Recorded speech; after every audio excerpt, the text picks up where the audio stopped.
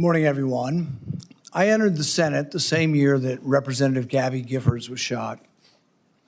I knew then that the state of political rhetoric was encouraging violence. I think it's imperative now, more than ever, that the leaders in our country disavow violence and lead by example. Through the years, I've personally been exposed multiple times to political violence. I was in the right field batting cage when the crazed shooter unleashed nearly 200 shots at our congressional baseball practice. I'll never forget Steve Scalise valiantly trying to drag his body away as the gunman continued. Later that year, a Trump-hating felon attacked me from behind in my yard.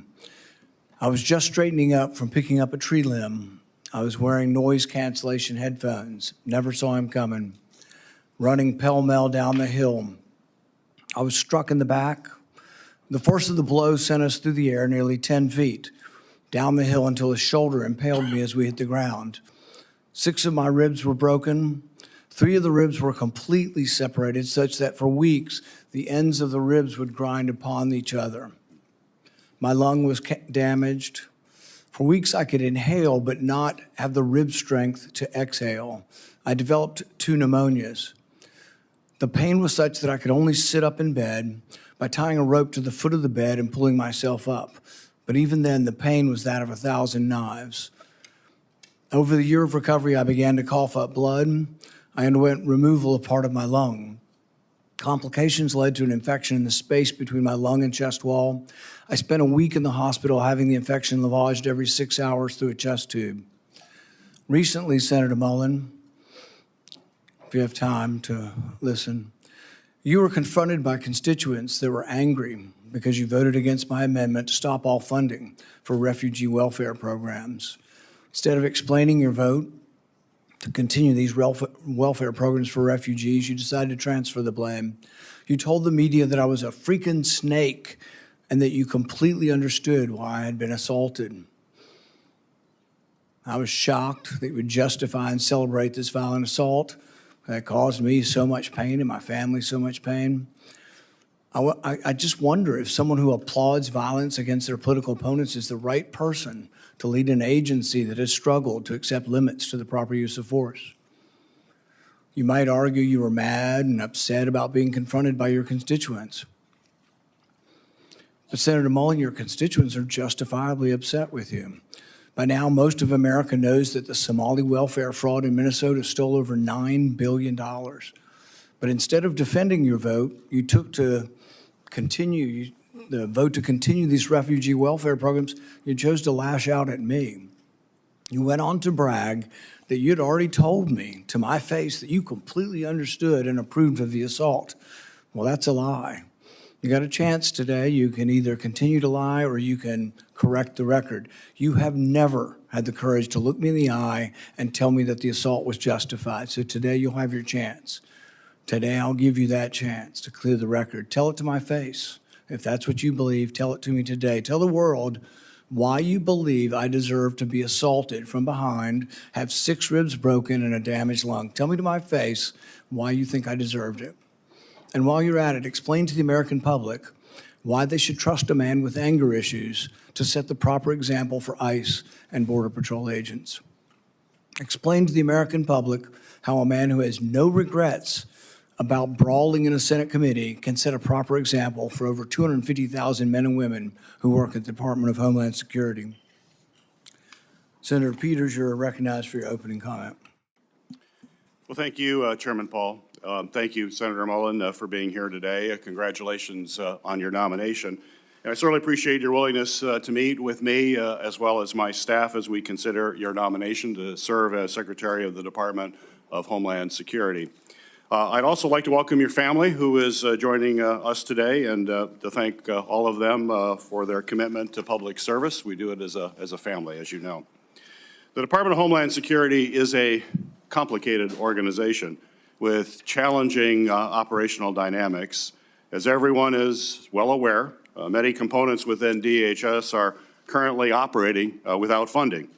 But let's be clear, Democrats are committed to funding TSA, FEMA, the Cybersecurity and Infrastructure Security Agency, and the Coast Guard while we negotiate much-needed ICE reforms. We tried to pass those bills by unanimous consent multiple times over the past 2 weeks. Unfortunately, Republicans have blocked those bills each and every time. Yesterday, the White House sent a letter laying out their latest offer, but the devil is always in the details. Administrative action is not enough. We need to pass real reforms into law. If Republicans really do agree with us that TSA and other personnel need to be paid, then they should join us and pass the bills to pay them today. We can do that while we continue to negotiate needed ICE reforms. But let me be clear, these are very straightforward reforms that we're asking for. We just want ICE to follow the same rules that our local police and our local communities follow every day. But DHS has faced management challenges since the start of the Trump administration, and over the past year, many of those challenges have unfortunately only increased. As soon as President Trump was sworn in, he made deep cuts to counterterrorism offices and programs, forced out or reassigned key personnel, and redirected the focus of limited remaining counterterrorism resources away from the serious threats that we face and towards targeting the president's perceived political enemies. The administration has also gutted our nation's main cybersecurity agency, once again forcing out or reassigning highly talented personnel, slashing budgets, and limiting the agency's work to help private companies address significant cyber attacks and protect Americans from criminal hackers and support secure elections. The administration has also taken an axe to FEMA, cutting staff and freezing or delaying critical grant funding for everything from emergency food and shelter after a disaster to flood mitigation programs and security grants to nonprofits, including houses of worship. All these cuts and reassignments have been made at the expense of vital missions, including the core terrorism prevention and response mission the department was created to address. In doing so, the Trump administration has broken trust between law enforcement and the communities they are intended to protect, a break that will have a generational impact on public safety and security.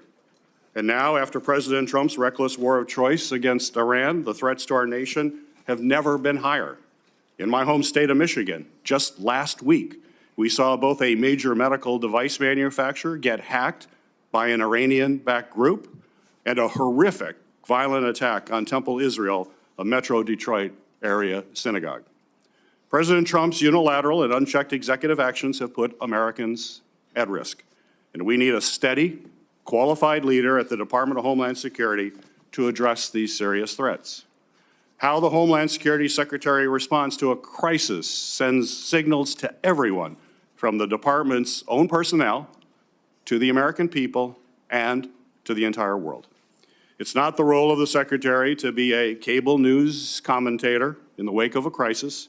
The Secretary's role is to lead the response and work to ensure the department that they are leading isn't actually the cause of the crisis. A secretary who jumps to conclusions without the facts, as we saw in the case of Renee Good and Alex Preddy's killings, only worsens the situation and actually makes us less safe. This is a role where temperament matters, where judgment matters, and where experience matters. We have seen under Secretary Noem's leadership how shortcomings in these traits can compound the challenges that already come with leading a large and complex department.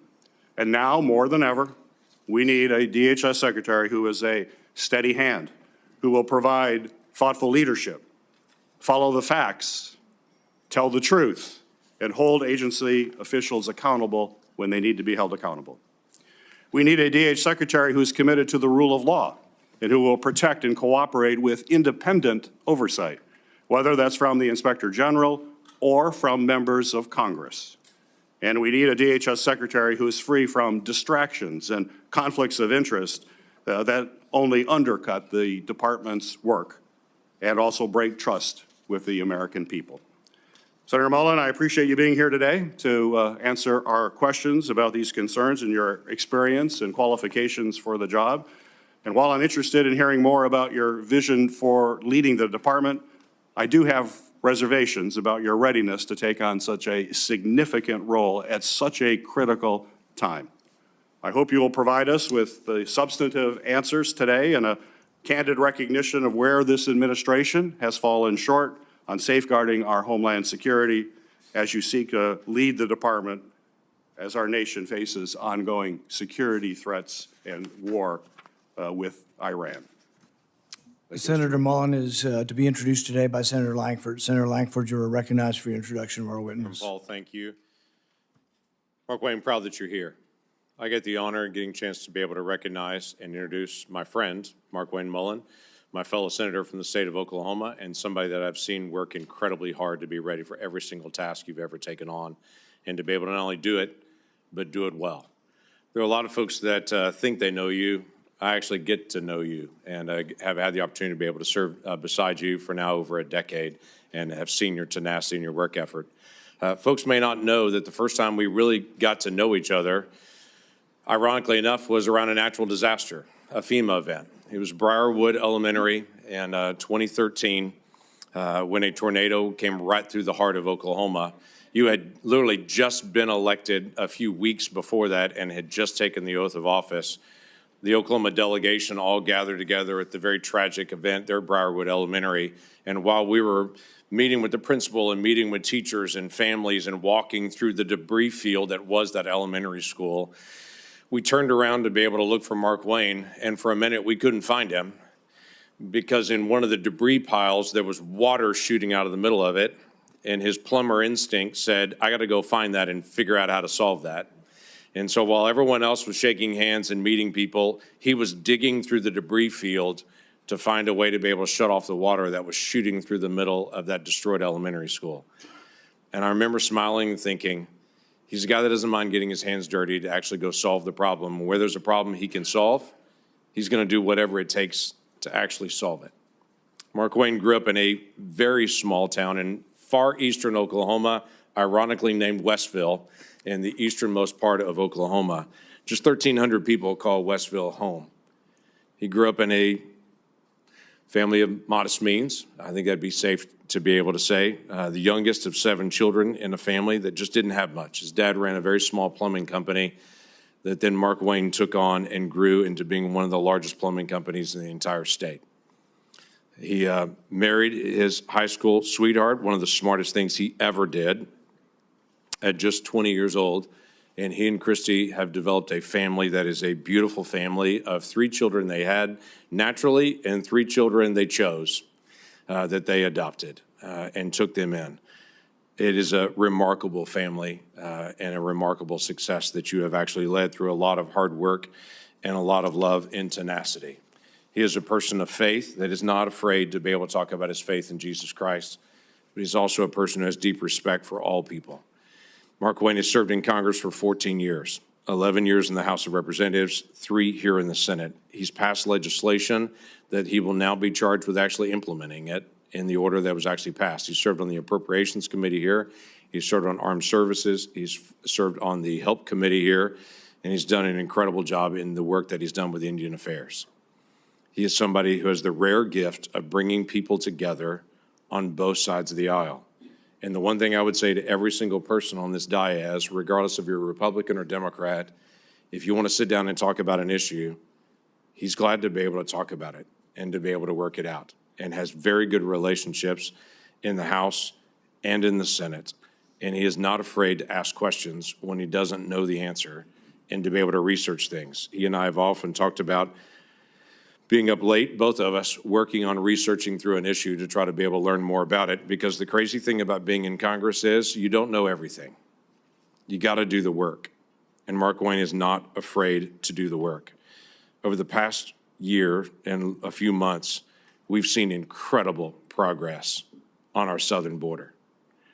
Our southern border 18 months ago, I think we forget what it looked like. 12,000 people a day illegally crossing our border, just being waved in. No vetting, no background checks, 12,000 people a day. That is not happening anymore. Our numbers are down on the southwest border 96%. So you walk into an agency that has finally restored some order to our southern border.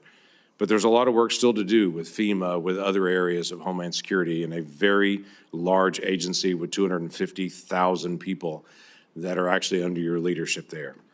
So I'm confident that you'll be able to take those things on. Not only am I confident, the National Border Patrol Council has already sent a letter in strong support here. And Mr. Chairman, I'd like to ask unanimous consent to insert to the record the National Border Patrol Council, their letter of support, leadership of the Cherokee Nation, their strong support, and then my fellow Senator Katie Britt has an opening statement who I'd like to also submit for the record with unanimous consent. Without objection. Thank you. This is a person that actually lives what we affectionately call in Oklahoma the Oklahoma Standard. That when hard things actually occur, you step up and you serve your neighbor, and you find ways to be able to help people to do the hard things that have to be done. So Markwayne, I appreciate your leadership. I appreciate your willingness to be able to step up in a season where DHS needs a leader to be able to step into that role and to be able to help our nation in so many different complicated areas, especially at a time when right now we can't even get funding to DHS. We've got to be able to have good, solid leadership there. Thank you, Mr. Chairman. It's the practice of this committee to swear in witnesses. Will the nominee please stand and raise your right hand? Do you swear that the testimony you will give before this committee will be the truth, the whole truth, and nothing but the truth? So help you God. Senator Mullin, you are recognized for your opening statement. I think before I can start my opening statement, I have to address the remarks that the chairman made, calling me a liar. Sir, I think everybody in this room knows that I'm very blunt and direct to the point, and if I have something to say, I'll say it directly to your face. If you recall, back in my House days, we actually did have this conversation because of the remarks that I made. You were in a room. I simply addressed that I said I could understand because of the behavior you were having, that I could understand why the neighbor did what he did. As far as my terms of the snake in the grass, sir, I work around this room to try to fix problems. I've worked with many people in this room. Seems like you fight Republicans more than you work with us. I did address those remarks. I did explain your gimmicks by the amendment you put forth. And as far as me saying that I invoke violence, I don't. I don't think anybody should be hit by surprise. I don't like that. But if I do have something to say, everybody in this room knows I'll come straight to you. I'll say it publicly and I'll say it privately, but I'll never say it behind your back. So for you to say I'm a liar, sir, that's not accurate. And I got proof to say that because you have spent millions of dollars in my campaigns against me because we just don't get along. However, sir, that doesn't keep me at all from doing my job. I can have different opinions with everybody in this room, but as Secretary of Homeland, I'll be protecting everybody, including Kentucky, as much as I will my own backyard in Oklahoma. It's bigger than the partisan bickering that we have. It's bigger than the political differences we have. The truth is, I have a job to do, and I don't like to fail at anything at all. So I can set it aside if you're willing to set it aside. Let me earn your respect. Let me earn the job. I won't fail you. I won't back down from a challenge, and I'll also admit when I'm wrong. I'm not perfect. I don't claim to be perfect. I make mistakes just like anybody else. But mistakes, if you own them, you can learn from them. And you can move ahead. And I'll make that commitment to you. Ranking Member Peters, Chairman Paul, I do thank you for this opportunity. It is a humbling experience. A kid from Westville, Oklahoma, that grew up with a dad that worked hard. He set the work example for all of us. And all my families, and my siblings, we all work hard, and I'm proud of the family we have. But to say that a kid with a bad speech impediment would one day sit up here in front of you and be nominated to be the Secretary of Homeland, it was humbling enough to be selected by Oklahoma to be their U.S. representative when I didn't even know how to tie a tie. And 10 years later, to be able to be called a United States Senator and serve with all you guys.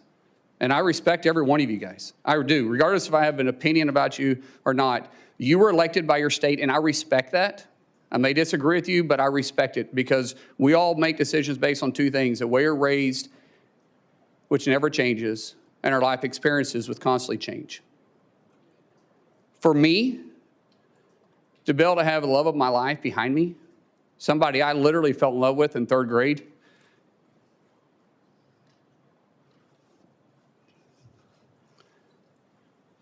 I knew I was going to marry her in 8th grade. She didn't know that yet. We had to work through that process. But at 18 years old, and I was 19, she agreed to marry me. I didn't have anything. I was on a wrestling scholarship, living in a dorm. She was cheering at Northeastern State University. I think she fell in love with my truck, 'cause my truck was pretty cool. But the truth is, we didn't know what we didn't know, but we did know we loved each other. And I haven't been perfect. I apologize to her quite often and send her flowers all the time. But I still am humbled by the fact that we've got to enjoy this walk together. We've had God on our side and her right beside me. And to our 6 children who's been on this adventure with me, what an adventure it's been. We have a saying in our family: you're never going to change anything you're willing to tolerate. That's how we live our life, and that's how we move forward. And regardless of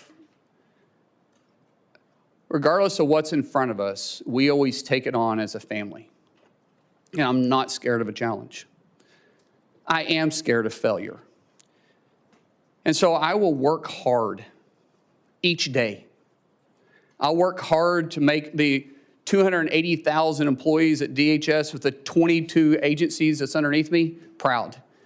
I'll show them somebody that no one will outwork. I'll work beside them every single day to not just secure a homeland, to bring peace of mind and confidence to the agency. My goal in 6 months is that we're not in the lead story every single day. My goal is for people to understand we're out there, we're protecting them, and we're working with them. My goal is to make every one of you guys proud. My goal for those that don't support me, regret not supporting me. But we have to get DHS funded. We have to.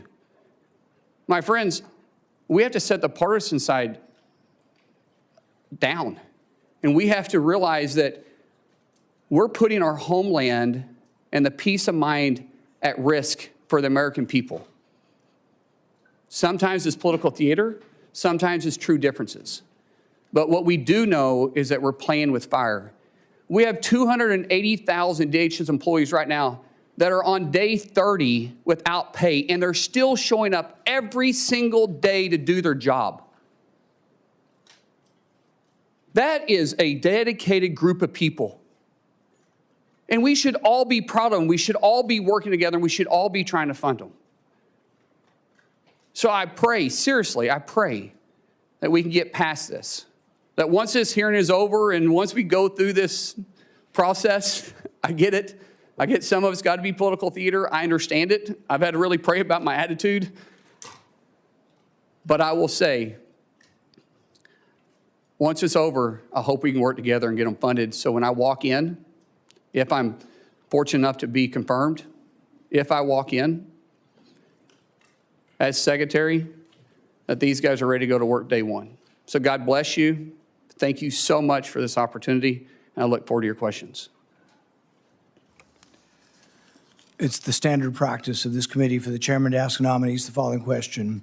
Do you agree without reservation to comply with any request or summons to appear or testify before any duly constituted committee of Congress if you're confirmed?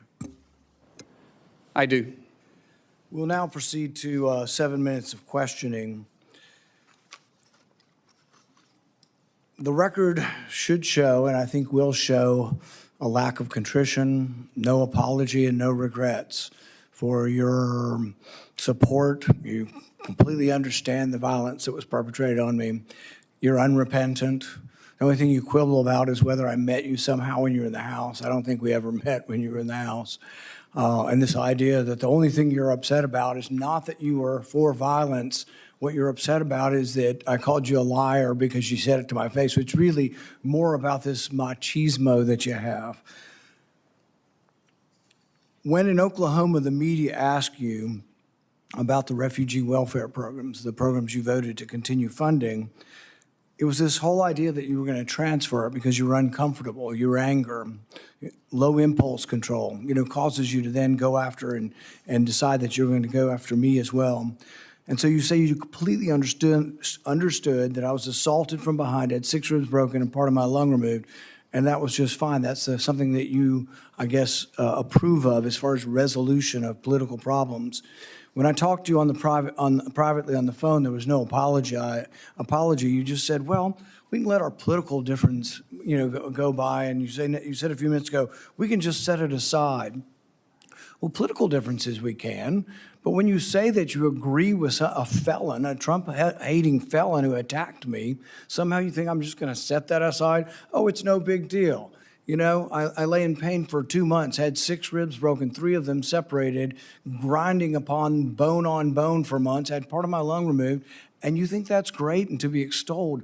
I mean, the sheer lack of any kind of self-awareness that you're going to be leading thousands of men and women who will have the use of force, and there's been great questions in our country about how that will be used, and you think a violent attack is just fine. So I guess my first question is, do you think that justifying that kind of violence sets a good example for the men and women of ICE and Border Patrol? Mr. Chairman, first of all, I didn't know the extent of your damage. When the phone call was made, I made it to you and I tried to talk to you. You didn't engage at all. In fact, you said, get your paperwork in. It's got to be 3 days in between. You offered no apology. Sir? And you offer no apology today and no regrets. Haven't heard the word apologize, haven't heard the word regret, haven't heard I misspoke and it was heated and I made a mistake. Haven't heard any of those words. Sir, actually, it wasn't heated, and I'm not apologizing for pointing out your character. Good. So you're jolly well fine, and you want the American public and the people up here to vote that may or may not vote for you to know that you supported the felonious, violent attack on me from behind. I did not say I supported it. I said I understood it. There's a difference. Oh, so that means you really didn't approve of it, just completely understand it. What do you think most people would interpret completely understand to be? Support for or a condemnation of the violence? Sir, as I said, we can have our differences. It's not going to keep me from doing my job as Secretary of Homeland Security. I'm going to secure Kentucky and take care of Kentucky as much as I am Oklahoma. If this were a one-off, it would be one thing. If you just disliked me so much that you approved of violence against me, people could just write it off. Well, maybe they hate each other. But really, there's a pattern of this. Let's go ahead and roll the tape. You know where to find me, any place, anytime, cowboy. Sir, this is a time, this is a place. If you want to run your mouth, we can be 2 consenting adults. We can finish it here. Okay, that's fine. Perfect. You want to do it now? I'd love to do it right now. Well, stand your butt up then. You stand your butt up. Oh, hold on. Big guy. Oh, stop it. Is that your solution every Hold problem? it. No, sit down. Sit down. Look at you. You're a United States Senator. Sit down. Active. Oh, okay. Sit down, please. All right. Can I respond? Mr. Chairman? Hold it. If he got up too, would you have gone at it right there in the hearing room? I would have probably jumped over the dais at that point. You have to be called out on it. If not, this guy continues to get away with this stuff. And it's just, it's silly, it's stupid, but every now and then you need to get punched in the face. Well, go back to the 1800s and 1700s. They used to have canings. And duels. And they used to have duels. Yeah. Right. And there was a way that men used to settle their differences. I ignored him 4 times prior to that. And people say, yes, you're supposed to ignore it. Well, I'm not a very good Christian. I try to be a good Christian. And I know people say you're supposed to turn the other cheek. I prefer the David method. But we need to move from an almost By the way, I'm not afraid of biting. I will bite. biting. I'll bite 100%. Yeah. I mean, a fight, I'm going to bite. I'll do anything. I mean, I'm not above it. And I don't care where I bite, by the way. It just is going to be a bite. In hindsight, any regrets? No, I really don't. So no regrets. In fact, even after your anger had cooled, you were still bragging that if he'd only been brave enough to stand up, you'd have jumped over the dais and taught him a lesson, because that's how men should settle their differences. Do you think fighting as a resolution for political differences is a good example for the men and women of ICE and Border Patrol? As you can notice over my shoulder here is my good friend Sean O'Brien. Both of us have had conversations. Both of us have shaken hands. And both of us agreed we could have done things different. Sean is someone that has become a close friend. We talk all the time. I've been on his podcast. We've talked through this. That's how you handle your differences. Not like this, Chairman. I'm glad you guys are friends now and that you've reconciled. But really, it doesn't get to the real point whether or not you think violence is the way we settle things. In the days after the fight, you said, and I quote, "Sometimes people just need to be punched in the face." Is that still your opinion, that political disputes can sometimes and often only be resolved by violence? No, I don't always agree with that. I don't believe in political violence. I've made that very clear. But sometimes people do need, theoretically speaking, sir, I get it. It's about character assassination for you. That's the way this game is played. I understand it. And you are making this about you, which is fine, but that doesn't keep me as Secretary of Homeland Security. It's character assassination when you were the one lauding the assault. Who do you think started that character assassination? I'm just repeating what you have done in character assassination. I'm repeating your support for the assault. So that's somehow something I started? No, sir. What I'm saying is you're adding a lot to it. In the days after the fight, you did many interviews in which you justified the violence as historically justified by precedents, such as caning and dueling. Is it today your opinion that the caning of Charles Sumner was not only justified, but argues still for resolving our political differences with violence? What I was simply pointing out is some of the rules that still apply to this body. For instance, dueling with 2 consenting adults is still there. I was pointing out what is still illegal for 170 years. There's no precedent for legal dueling. Even then, they fled the country. Do you realize that the man that beat Charles Sumner with a cane, he beat him till he was unconscious? You know why no senators intervened? Because his friend held a gun on the other senators, and he kept beating him until he crushed his skull. That's what you're insinuating is the precedent of the Senate, and that's what you live by. That is a very, very dangerous sentiment.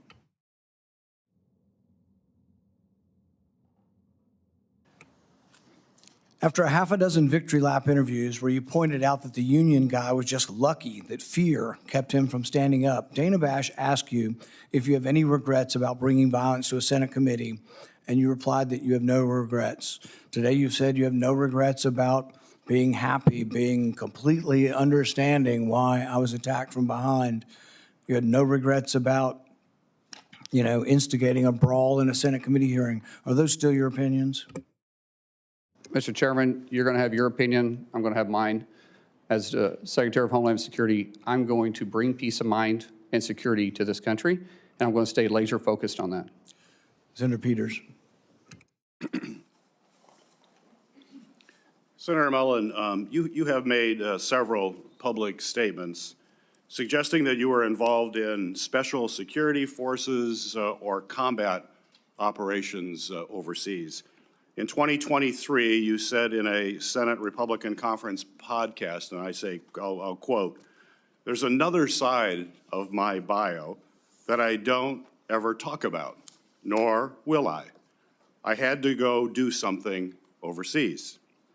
On March 2nd of this year, you told Fox News interview, quote, "War is ugly.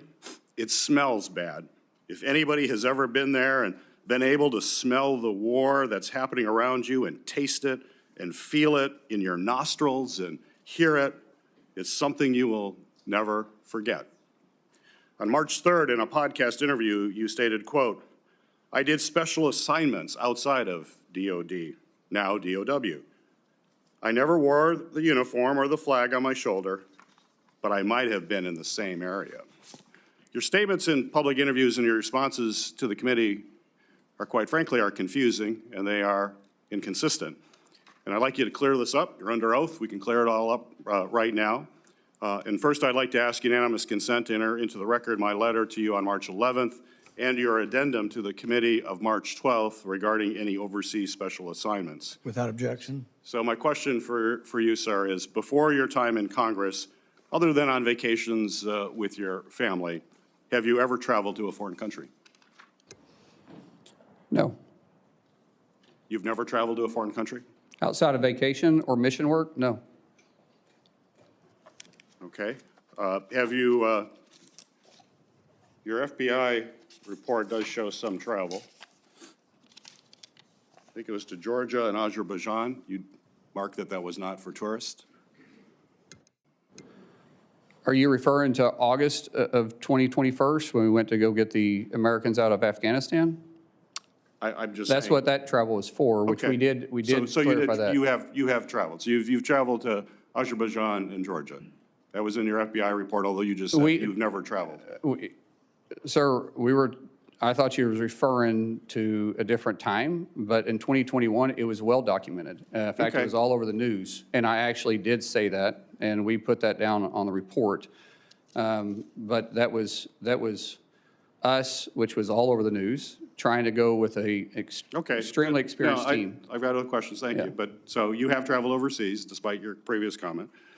Were you ever, excuse me, ever an employee, volunteer, or otherwise involved with the Department of Defense, State Department, or other U.S. agency or contractor for any of those departments? No, and Senator, I think there's a misunderstanding here that I could clear up if you want me to clear up for you. Please? Okay, so, which this is official trip, and it is classified. But in 2015, I was asked to train with a very small contingency and go to a certain area, which was scheduled for 2016. During that time, I was asked to go through, had to meet certain training qualifications, had to go through SEER training. The training and stuff was kind of fun. The SEER training was absolutely awful. And I have spoken in general about my experiences, but I've never spoke specifically on details, on dates, or on the mission. And that was official, and there was nothing in the report to the committee. Actually, it said you do not have to claim any official trips. And like I said, that was an official trip that is classified. This is an official trip while you were a member of Congress? Yes. 2015, 2016, I was a member of Congress.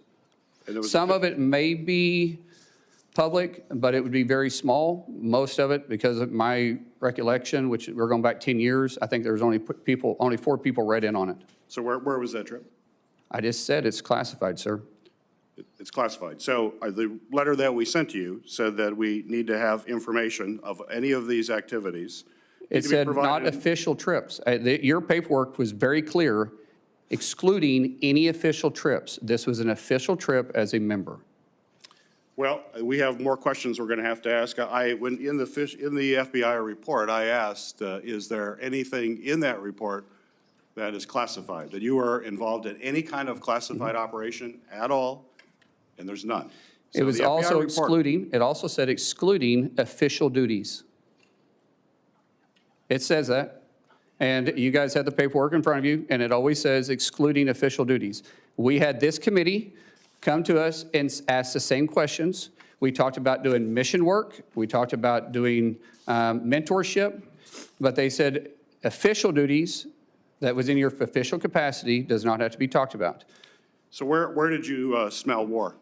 Sir, I just said that this was classified, and the dates, locations, and admission, I've never spoke specifically details about. Well, we can get that information. That's fine. Mr. Chair. You're welcome to get it. We will want to find out more information about that. That's perfectly okay, It's important to Senator. have the truth here, and that you're portraying yourself in a truthful way. I think it's Sir, I'm important not for our portraying secretary. myself in any way other than you're asking the question. I said I would try to clear it up for you. We'll continue to work on that. Thank you.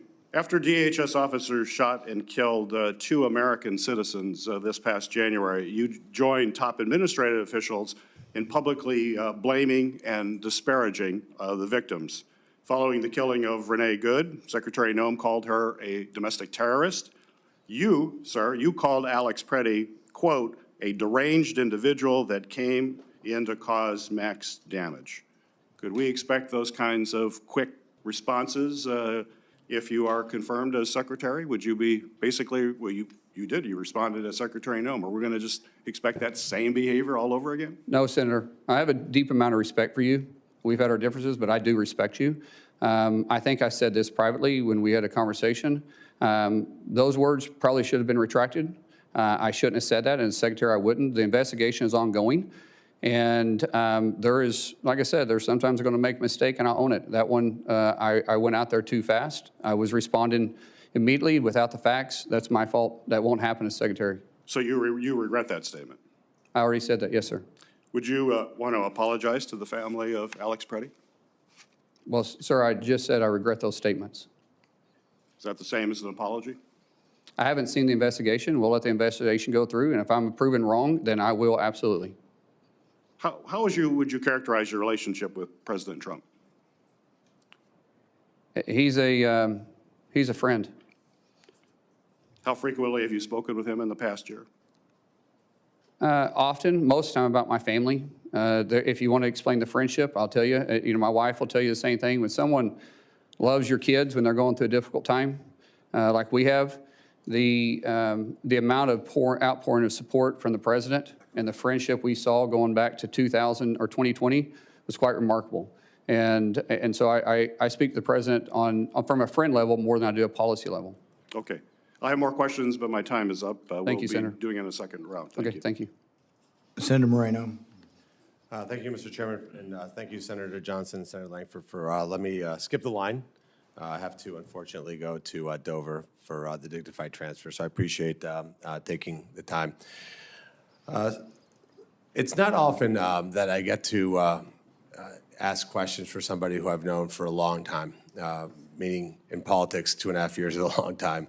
I've gotten to know you as a friend, as a colleague. I've seen you interact as a dad. I've seen you interact as a husband. And I just want the American people to know you're a good man. Thank you. That doesn't always go through all the political shenanigans. And maybe you're not going to replace Shakespeare as the next greatest orator on earth. You talk from the heart. And that's okay. You are who you are. You don't, and I think that's what you don't apologize for, is just being yourself. And sometimes we're imperfect. We don't do the 20-person focus group every time you say a word. And I think that's what people like about you, Markwayne. So I appreciate you being here. I honestly just have one question for you. Do you pledge to support and defend the United States of America nearly as much as you would protect and defend your family? Without doubt, sir, yes. So I'm going to ruin everything for the audience. You will be confirmed. You will have the job, and you're going to make this country safer and better. And for that, I thank you and thank your family for supporting you. So I will use the rest of my time now to make a little case to the American people. We have 260,000 families that have not received a paycheck in over a month. 260,000 American citizen families who have not received a paycheck in over a month. None of those people are in charge of policy. There's not one of those families that makes policy decisions for the most part. That's on the people here. There isn't a single human being on this dais that has missed a paycheck. Every single one of us has gotten a paycheck the last 30 days and before that. And yet we sit here and we do political theater. And I said to my colleague, Senator Britt, the other day, that in my 14 months here, I only felt ashamed of this chamber once, and that was last Thursday. When you saw the ultimate political theater, colleagues going, let's fund TSA. How about the Coast Guard? Oh, that's a different person that's going to talk about that. How about FEMA? It's a different person that's going to talk about that. You can't have it both ways, by the way. You can't have Democrats saying, I can't believe the Trump administration is cutting government employee numbers. By the way, over 300,000, we haven't missed a beat. And yet at the same time, not pay people who are actually showing up for it. That seems decently incongruous. We can't say President Trump isn't defending the homeland. Well, he is absolutely doing that every single day. And yet we're allowing these agencies to not be funded. And I have tried really hard to learn how this place works. This is all very new to me. And I remember many, many Democrats saying to me, we have the constitutional duty to fund agencies through appropriations. And then we have a separate piece where we argue policy differences, but we should never marry both together.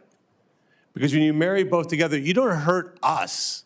You don't hurt the people here in DC. You hurt the men and women who are going to work every day to defend this country. And that's a disgrace. I actually don't know how you would sleep at night, knowing that you're hurting families like that. People can't make their rent payments, can't make their mortgage payments. Their cars are being repossessed. They're having to tell their kids they can't send them to dance recitals because they did everything right in life except got a job with the Department of Homeland Security so that a politician can make a 30-second video online and then use it to fundraise for the next election. That's disgusting. So let me just say this. What are we not talking about? You know, the ranking member said, oh, look, we said we'd fund. He's not paying attention right now, which is fine. We said we're going to fund FEMA. When you guys are done talking, I'll continue if you like.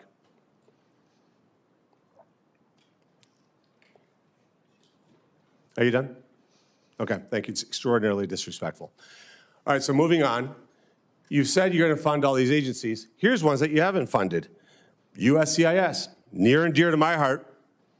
Near and dear to my heart. That's how I became a U.S. citizen. We've defunded the agency that allows legal immigrants into this country? That is insane. Never hear the Democrats talk about that. 3,300 employees just go to work every day trying to process legal immigrants. They don't need a paycheck. I'm going to skip the second one, go to the third one, biological and nuclear threat prevention. That seems important. That seems like an agency we should fund. 200 employees, not getting a paycheck. That's okay with the Democrats. The next one, 60,000 employees for U.S. Customs and Border Patrol. People who are inspecting packages, they work with your Teamsters, work with Customs. They're not getting paid.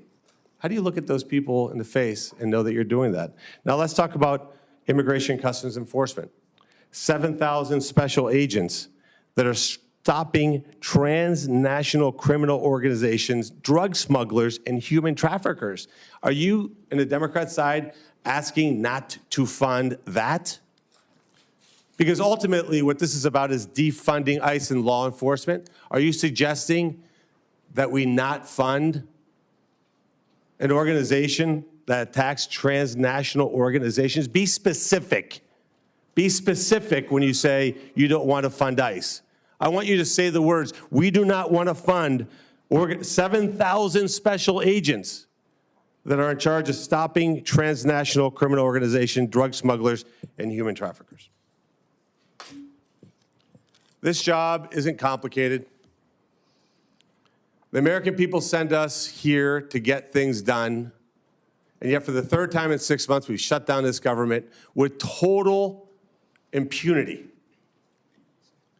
They will go home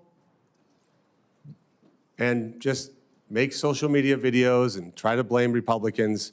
It is a disgrace. It's even more of a disgrace, honestly, that you talked about the respect that Senator Mullin shares. You guys have side conversations, don't listen, and that's fine. You don't have to. But what I'm going to do now is I'm going to leave. I'm going to go pay respects to 3 soldiers who died so that we can have the liberties that we enjoy here. And you guys continue with political theater, personal attacks, whatever you can do. I know that is a good man. I will vote for you. Our Republican colleagues will vote for you. You will get confirmed. You will do a great job, and you will make this country proud, Markwayne. Thank you, and thank you for standing by a great American person. Senator Hassan. Well, thank you, Mr. Chair. Before I start with my remarks and my questions, just with regard to Senator Marino, who has left the dais, the American people should know this. ICE is right now funded with more money than it's had in past budgets. And the partial limited shutdown that we have right now has nothing to do with ICE. Meanwhile, Democrats have consistently over the last week moved to fund the rest of the Department of Homeland Security, and the Republicans have blocked that funding. So let's just be clear about what's happening here. Now, I want to congratulate Senator Mullin and Kristi for the nomination. I know your family is very proud, and I know how much you love them. I also want to thank Chairman Paul for speaking so openly about a really difficult thing, which is the actual physical impact of violence, and in this case, political violence. It is a hard thing to do, but it is a really important thing to do at this time in our country's history. So thank you, Chairman. The Department of Homeland Security was created in the wake of the September 11th terrorist attacks with a clear mission: to keep our country safe, secure, and free. The department's work includes counterterrorism operations, disaster recovery, physical and cyber protection of critical infrastructure, and immigration enforcement. The stakes for the success of the Department of Homeland Security could not be higher. And that's also why Granite Staters and Americans of all stripes have been deeply concerned about what they've seen from the Department of Homeland Security under this administration. People have been rightfully outraged about the lawlessness from the department's leadership, which has not only resulted in the death of 2 American citizens, but has also led to the hollowing out of agencies like FEMA. So to Senator Mullin and my colleagues, what happens here in this room today is not nearly as important as what happens at our border, on our streets, in our communities, and in our businesses tomorrow and every day thereafter. So, Senator Mullin, I'm going to start with a question I have asked every one of the president's nominees. If directed by the president to take an action that would break the law, would you follow the law or follow the president's direction? Senator, thank you for the questions and thank you for the concerns. First of all, I've enjoyed working with you on several different issues. We've had very blunt conversations. To answer your question, the president would never ask me to do that. Well, certainly everyday Americans who have served on juries would disagree with you about that. And the example he has set calls into question that answer. Let's Senator, move, sir. yeah. I have limited time, as Okay, you yes, well know. go ahead. In the past 14 months, Secretary Noem has fundamentally broken the American people's trust in the Department of Homeland Security. The top priority of whoever leads this department next must be to rebuild this trust. If confirmed to lead the department, how will you be different from Secretary Noem? Senator, I think I've said this in a private conversation too. I love Senator Noem's family, and I consider them friends. But everybody has different leadership styles. And throughout my businesses, when I would have to transfer one manager to the next or one executive to another area, and you bring in a different one, they all have different management styles. My management style is empowering people. And as I said in my opening statement, I want to protect the homeland. I want to bring peace of mind, and I want to bring confidence back to the agency. I'm not going to be the smartest guy in any room I walk into, but I know how to get talent, and I know how to bring those people together. Let me interrupt you again. I'm Yes. sorry, sir, That's okay. because our time is limited. But let's be really clear. What Secretary Noem did was give the green light to lawless behavior. Are you going to give the green light to lawless behavior? I will operate within the parameters and the policies and the laws that you guys set for me. And the Constitution I don't of get the it. United States. Of course, the Constitution Fourth of the United Amendment, States. among other things. Of course, the Constitution of the United States. I'll swear to uphold that when I get sworn in. But be very clear, I don't get to choose the laws that I enforce. You guys pass the laws. I enforce those laws. Right. And but, the reason why we haven't had... shooting a protester who was exercising his First Amendment speech and carrying a lawfully licensed gun is not a lawful behavior. Now, let's move on to another issue. Granite Staters pushed back hard against ICE's plan to build a detention center in Merrimack, New Hampshire. And despite poor communication from the department, eventually Secretary Noem canceled the plans for this facility. Senator, will you ensure that the Merrimack plan remains off the table, or will you consider restarting it? Ma'am, I haven't seen the facts behind it. As I stated when we spoke in your office, I will work with you on this. We want to be good partners in your state and in your community. I don't know the strategic purpose of it. I don't know what has happened, so it's hard for me to state something that I haven't got briefed on. But I have made this very clear to you in private and here too. I will work with the community leaders and make sure that we're delivering for the American people what the president set out. I appreciate that. In follow-up conversations with my office, ICE refused to comment on opening new facilities elsewhere in New Hampshire. They've said they won't do it in Merrimack, New Hampshire. But will you commit to me that ICE will not open any new facilities in New Hampshire or elsewhere in the country without the support of the local community? Ma'am, I will work with the local community, and I'll work with you in your office. I won't be able to speak to that until I understand the risk and the reason behind delivering the mission that's set in front of us. We got to protect the homeland, and we're going to do that. But obviously, we want to work with community leaders. We want to be good partners, and we're going to work in your state as hard to make sure we build relationships and work in that manner. Well, look, I will be here for a second round of questions because I have a lot more, but let me just point this out. Americans want to secure their country. I agree. We all love this country. We all know we need to be safe, secure, and we all want to be free together. The people of New Hampshire will take into consideration a request by ICE and the federal government to do its part. But transparency and local control and respect of local people throughout New Hampshire and throughout the country is an essential piece of our democracy. And what I've been hearing from ICE and from other DHS folks is, well, the pushback's too hard. You either can make the case for these facilities and explain how you're going to support the local community and deal with the fact that they'll lose property tax dollars, for instance, or if you can't make the case, it shouldn't be built. So I really would encourage the department and all of us to remember that this is a government of by and for the people, and if you can't make the case to the people, you shouldn't be doing it. Thank you.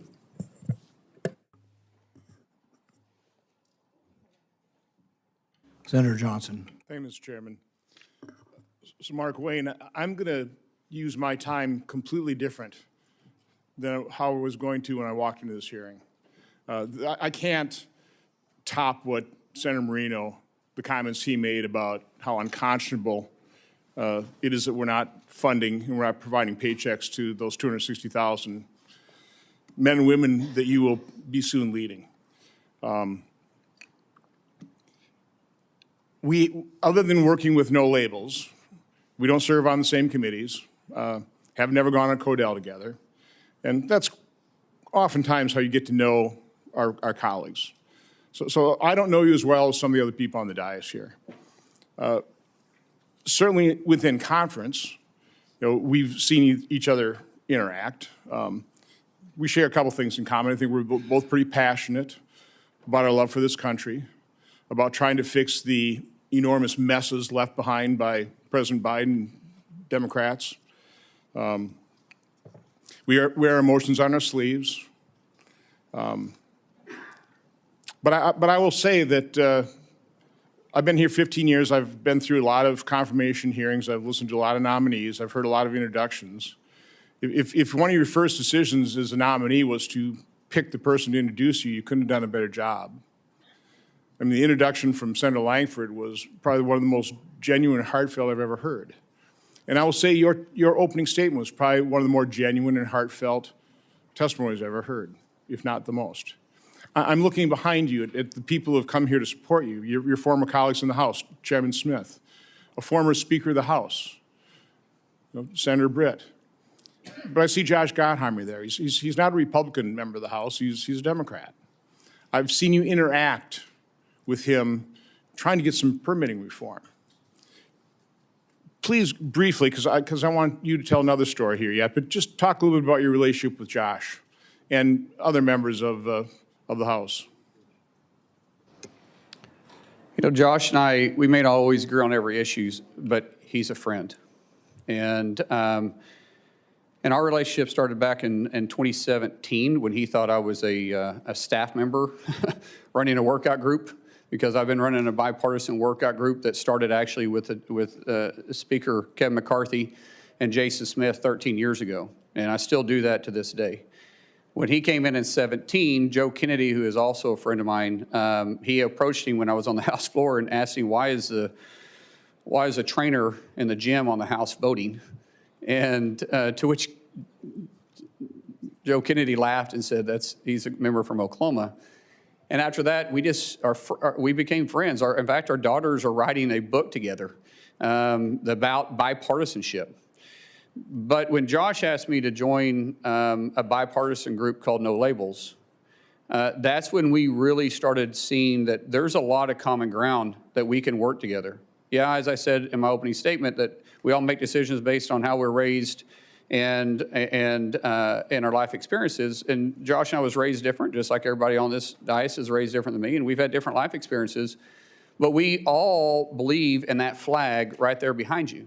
And what I say is, as long as you love that flag as much as I do, and you're willing to die for that flag like I am, we can work together. We can set the differences aside, and we can work together.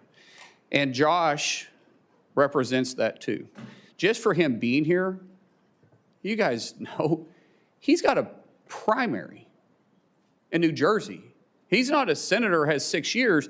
He's up every 2 years, and he's here. That's a friend that says, hey, my political differences are beside, I still like you. I cannot tell you how many members on the Democrat Party, which I love and respect, and I understand the politics, have came up to me since this nomination and say, hey, I love you, but I'm running for this office, but I'm running for this office, but I'm up for re-election. I'd be killed in my state. In most cases, I would support you, but. And it drives me crazy, but when you see a real friend like that, run through fire for the guy. So again, this is a nomination hearing, and from my standpoint, when you're trying to select somebody to run an operation, you want somebody with integrity. Somebody with that passion toward the mission, keeping this nation safe, having this love for this country. It's also, I think, incredibly important that when you're serving the administration, you have a good relationship with the president. It doesn't work so well.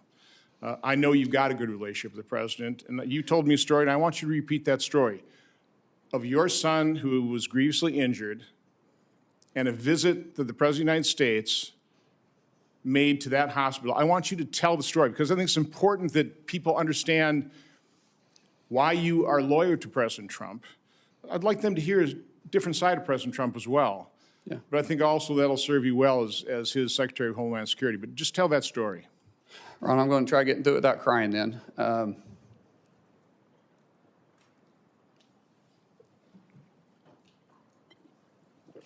It's not about President Trump, it's about my son. So my son was a really world-class athlete, and January 17th of 2020, which mind you was an election year, he had a really serious brain injury. Woke up 26 hours later and he's a different kid. We almost lost him.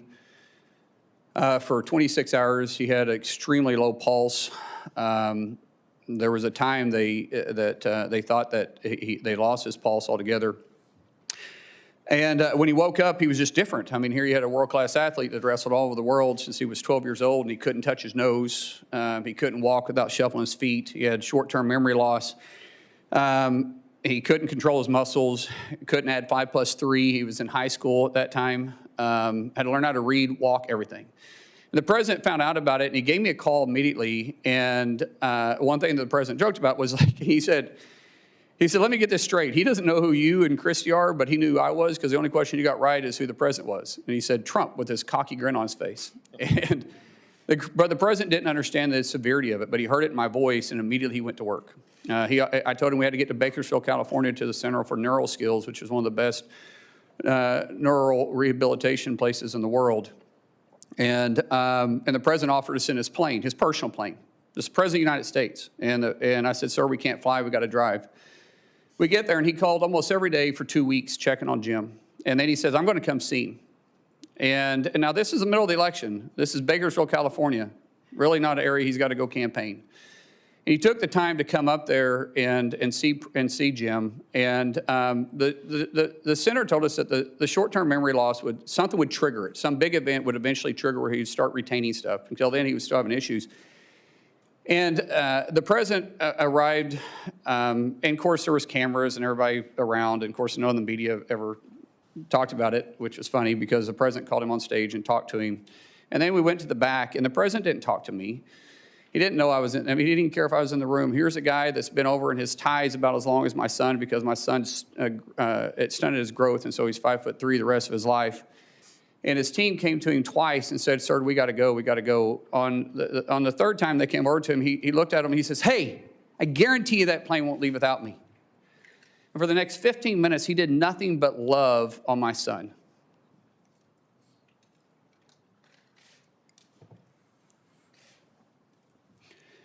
That one incident jogged his memory. And from then on, he started retaining things. And Jim's attitude went from from this, you know, we're going to get through it to this, I'm going to get through it. And every week, if not most days, the president would call and ask how he could help. Ask how's his buddy doing? How's Jim doing?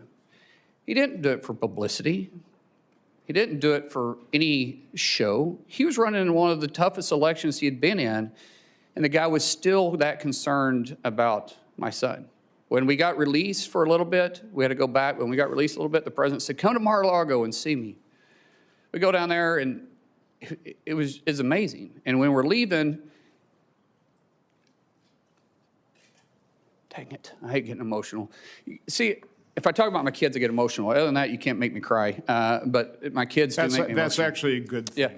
So anyways, he grabbed my son, and he said, do you know why I love your dad? Do you know why I love your dad? Kristi tells the story better than I do. And he goes, no, sir. He goes, because he loves you. Because of you. Because of you. Man, he didn't do it for any other reason. I mean, here's the President of the United States, and he did it just because he cared. And so when you want to say why he's a friend, yeah, we were acquaintances before that. We've been friends ever since. The American people need to hear that. Thank you. Thank you. Senator Blumenthal. Thanks, Mr. Chairman. Welcome, Senator Mullin. Thank you for being here today, and thank you to your family for your service and theirs. I hope that you will be as emotional about the children who are presently detained at Dilley and other camps in the United States of America, where they have been subjected to conditions that would outrage and have angered many Americans. We're here because of a lawless and reckless agency that has broken into homes without judicial approval, shot United States citizens, detained them without any cause, and sometimes killed them. And I am looking for real substantive reform in that agency, as you and I have discussed when you came to talk to me. A break with the past, with former Secretary Noem and with the White House, Steve Miller and others who have used Kristi Noem in effect as a puppet to implement lawless policy. I welcome that you have stated you regret your statement after the killing of Alex Preddy. You said on Fox News, quote, unfortunately, an individual, a deranged individual that came to cause max damage with a loaded pistol with an extra mag that was completely loaded and shot and killed. And you regret that statement, do you not? I've already said that, sir, yes. And what about what you said about Renee Good after she was shot and killed? You appeared on CNN, and you were asked whether you believed the shooting was justified, and you replied, quote, absolutely. Do you regret that statement as well? Senator, it's very clear that an officer had to make a split decision in that case as a car was running towards him and did strike him. At that point, that car becomes a lethal weapon. And an officer that there was another officer obviously giving her verbal commands. So are you saying, and I apologize for interrupting you, but yes, you're saying you do not regret that statement? I'm saying that the investigation is going on, but what we've seen... There is no investigation, Senator. In fact, that was my next question to you. Senator, don't you think there should be an investigation? My understanding is that there is. I will find out once, if I'm able to get confirmed. But those are two different incidences. The Department of Homeland Security and the Trump administration has blocked state and local investigation of the killing of Renee Good. And I hope that you will permit that investigation to go forward. Senator, state and local investigation doesn't investigate federal. FBI does that through DOJ. And I believe the FBI is looking at this case. And I do want to say something to you. You said about the terrible conditions that this administration is putting in kids. But what you left out is that they've actually recovered over 160,000 kids that were trafficked or lost during the Biden administration. What is inhumane is the 12 to 13,000 individuals coming across the border every single day, and we're not having tracked the kids. At one time, the number's up to 385,000, and that's sad. Because you said that you were going to be, and I'm quoting you, blunt and direct and to the point. So I regret that you don't retract that statement about Renee Good. But I want to ask you about a statement that was made regarding the Preddy killing by Steve Miller in the White House. He said, quote, that Preddy was a domestic terrorist who, quote, tried to assassinate federal law enforcement. Don't you think it was irresponsible and reckless for Stephen Miller to post that claim on X without any evidence, just as you have retracted your statement? Senator, I believe that question is better asked to Stephen Miller, not myself. I can't speak for him. Well, Stephen Miller also said, again on Fox News, quote, under President Trump's leadership, we are looking to set a goal of a minimum of 3,000 arrests for ICE every day. If you're confirmed, are you going to be directing ICE to arrest 3,000 people a day? Sir, once again, can't speak for for Stephen Miller, but I can say the President has tapped me to be the Secretary of Homeland, and I will lead that department, and I'll lead it. So will you continue that arrest quota of 3,000 people a day? No quota has been set for me, sir. Well, in effect, it's a quota if the White House directs the DHS Secretary The President of the United States sets the policies, and I'll be working with the President. If you have a question for Stephen Miller, please ask him. Well, I really regret that you are going to stick to those same policies and practices and condone the statements of the White House that are so demeaning to someone who was a victim of lawlessness and recklessness by an ICE officer. Senator, I didn't say that. Well, let me ask you then my mouth. a different question. ICE has been breaking into people's homes without any judicial warrant. The sanctity of our homes is absolutely critical. I think you'd agree with that point. And it is the law that a judicial warrant is required to forcibly enter someone's home. Kristi Noem acknowledged in her testimony in response to my questions that at least 28 break-ins have occurred. My ranking member leadership on the subcommittee for permanent investigation has produced a report that shows probably many more such break-ins have occurred. The result of a memo last May from the acting director, Todd Lyons, and it's behind me now, that instructed ICE agents to break into homes. I understand that during your staff interview last week, you said that there would be no more such break-ins to people's homes without a judicial warrant. If confirmed, will you commit to me and the chair and ranking member of this committee and the American people that ICE will no longer instruct agents to break into people's homes without a judicial warrant? Sir, you're using the word break into people's houses very loosely. However, I have made it very clear to the staff, and I think when you and I spoke, that judicial warrants will be used to go into houses, into place of businesses, unless we're pursuing someone that enters in that place. I have not mixed words with that, and I haven't changed my opinion about that. A whistleblower testified to our hearing that, in fact, ICE agents have been instructed as part of their training to forcibly enter. I know you don't like the word break-in, but forcibly enter is breaking into somebody's home, bashing down the door, terrorizing children, instructed them to adopt this policy. Will you commit that no longer will ICE agents or CBP agents be instructed to forcibly enter people's homes without a judicial warrant? Sir, I've already answered this question for you. I said we will not enter a home or a place of business without a judicial warrant unless we're pursuing the individual that runs into a place of business or a resident or a house. Senator Langford. Thank you. Thank you. Markwayne, right now, is FEMA currently funded? No, sir. Is CISA currently funded dealing with cybersecurity? No, sir. How about TSA? No, sir. Secret Service? No, sir. Coast Guard? No, sir. Customs and Border Protection, No, sir. the Weapons of Mass Destruction Office, No, sir. Customs Professionals. No, sir. This is something we got to get resolved. We can complain all we want to about where things are, but we have an argument and a disagreement on policy areas, and 250,000 federal employees and their families are the ones that are suffering because of our argument. There's a way to solve this. We've talked about it a lot. We should just stay here until we're done. Just keep arguing it out until we've actually solved the problem. But instead, we broke last weekend.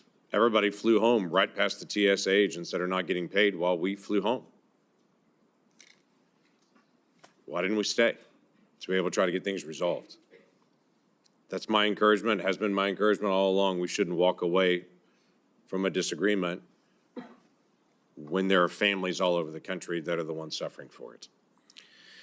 Unfortunately, the state of Oklahoma is pretty familiar with natural disasters, as you know well. You and I have been in multiple different natural disaster scenes.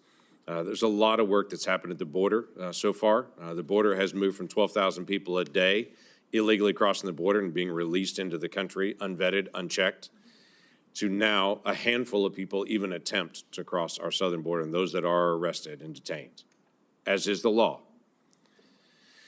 FEMA is still an undone project.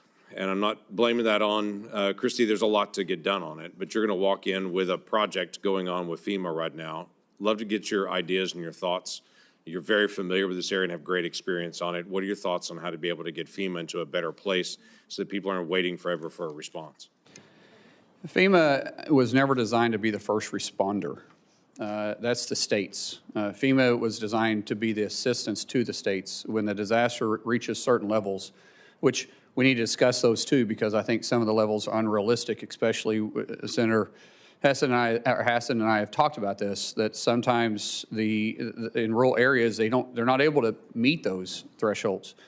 But working with the state, allowing the state to have their emergency response, FEMA simply helping write checks and assuring that they have the capability and the manpower if need be. But for the FEMA to walk in like FBI walking on a crime scene and taking over, no one's going to care more about their backyard than the people that live there in that state. And I think there's a lot of good ideas. I've heard at meeting with so many of you all, there were so many great ideas on how to make FEMA work better. It's got a great mission. And I think people at FEMA want to do their job, but we can be more effective and be more direct and speed it up. Taking years to get reimbursed is not acceptable. Taking, honestly, months to get reimbursed is not acceptable. See, small municipalities, they can't afford it. They don't have that tax base to do it. And they're already going through a struggling time, which means they're probably losing tax revenue, especially if it hits their town. So we've got a lot of work there. I do believe that the definition of insanity is doing the same thing over and over again, expecting different results. That means we're going to look at each one of the 22 agencies that fall underneath DHS and say, how can we deliver the mission better for the American people? It's great. That'd be a huge help to everybody. Talking about the length of time it takes to get a response, you've been a part of, as I have, on the nonprofit security grants that are out there. We have some locations that are higher risk than others. Synagogues and temples have been one of those very high-risk locations that are out there. Last week in Michigan, we had another situation where an absolute terrorist drove a vehicle packed with explosives into a Jewish daycare, intending to kill as many Jewish children as he possibly could. I mean, that was his intent, was to be able to do that. That location happened to be one of the locations where there's also been this nonprofit security grant to help harden that facility.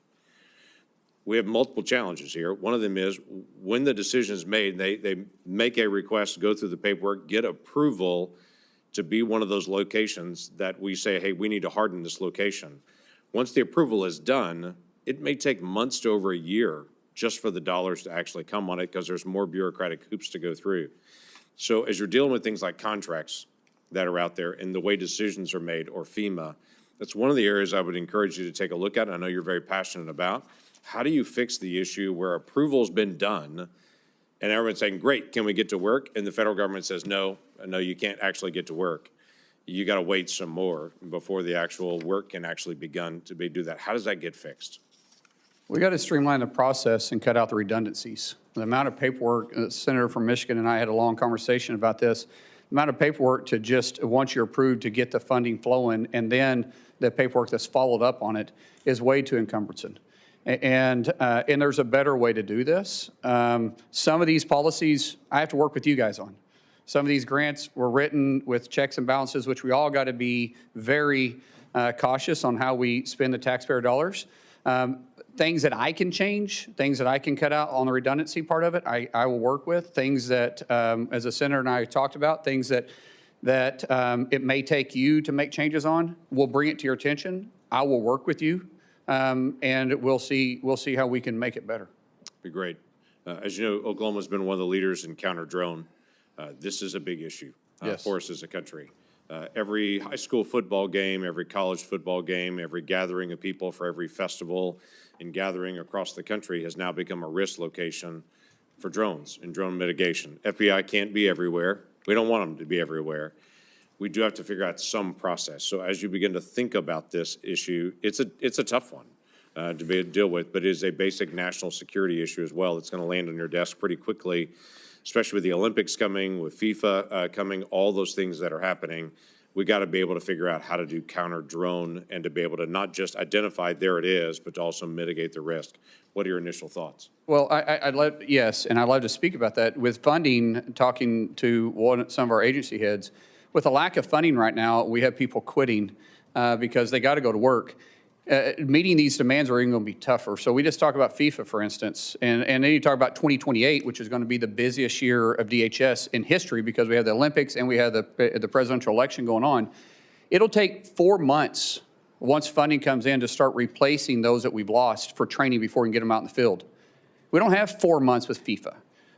But that's and how do we expect these people to stay on the job and work? We're losing institutional knowledge. We're losing people we've already trained.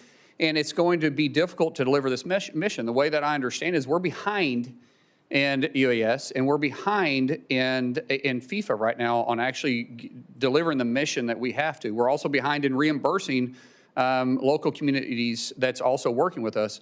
That's going to have to take a tremendous amount of focus and partnership. And like I said in my opening statement, failure is not an option, so we've got to deliver. But sometimes when you have to rush like this, especially trying to get people on the job because we just quit funding them for the 3rd time in less than a year, and we expect these people to keep working, it puts the mission at risk, and we have a lot of work to do here. Yeah, thanks for stepping up. Kristi, thank you. This is a strain on the family and everything else right now. So thanks, y'all, for stepping into this role. Look forward to supporting your nomination. Thank you. Senator Kim. Thank you, Chairman. Senator Mullin, thanks for coming out here. I wanted to just start. Secretary Noem said in a cabinet meeting about almost exactly a year ago today that we should be eliminating FEMA. Can you commit to us here that you don't support that approach and you wouldn't attempt to eliminate FEMA? As I said, I think it needs to be restructured, not eliminated. I think there is going to be bipartisan support for reforms. I think we all understand that, and we certainly saw a lot of problems when it came to Superstorm Sandy. I asked Secretary Noem to work with us, especially as they were going about their FEMA Review Council. I'll be honest with you, that never materialized. We did not see the kind of engagement here that we're ready to have. We have a bipartisan group of senators that want to come up with reforms. Is that something you can commit to working with us on? Senator, I think all of us that's been either in the House or in the Senate always complain about the outreach of agencies. I will make a commitment to you that I'm going to have the best. It's going to take a couple months to stand it up, but we're going to have a ledge affairs shop that you're going to know who the person is. We're going to work with you, but most importantly, I think everybody on this dais has my personal cell phone. That cell phone isn't going to change. And if you call me, you're going to get a response. If you text me, we're going to get a response. So when we have this FEMA Review Council report finally come out, is that something you'll come to us first and engage with us on rather than just implementing straight out from the executive branch on your own? Senator, I'm pretty sure that you guys set the policies and the mission for FEMA. So for any serious changes, it may take actually policy changes. and I will be in your office talking to you about it. I appreciate that, but we've seen a lot of significant problems happen. For instance, we saw about 2,400 staff cuts at FEMA. And again, we're not talking about the reforms, but we're talking about those that are trying to respond to these disasters every single day. So I wanted to ask if you're confirmed if you will stop these dangerous staff cuts that have reduced FEMA's disaster readiness.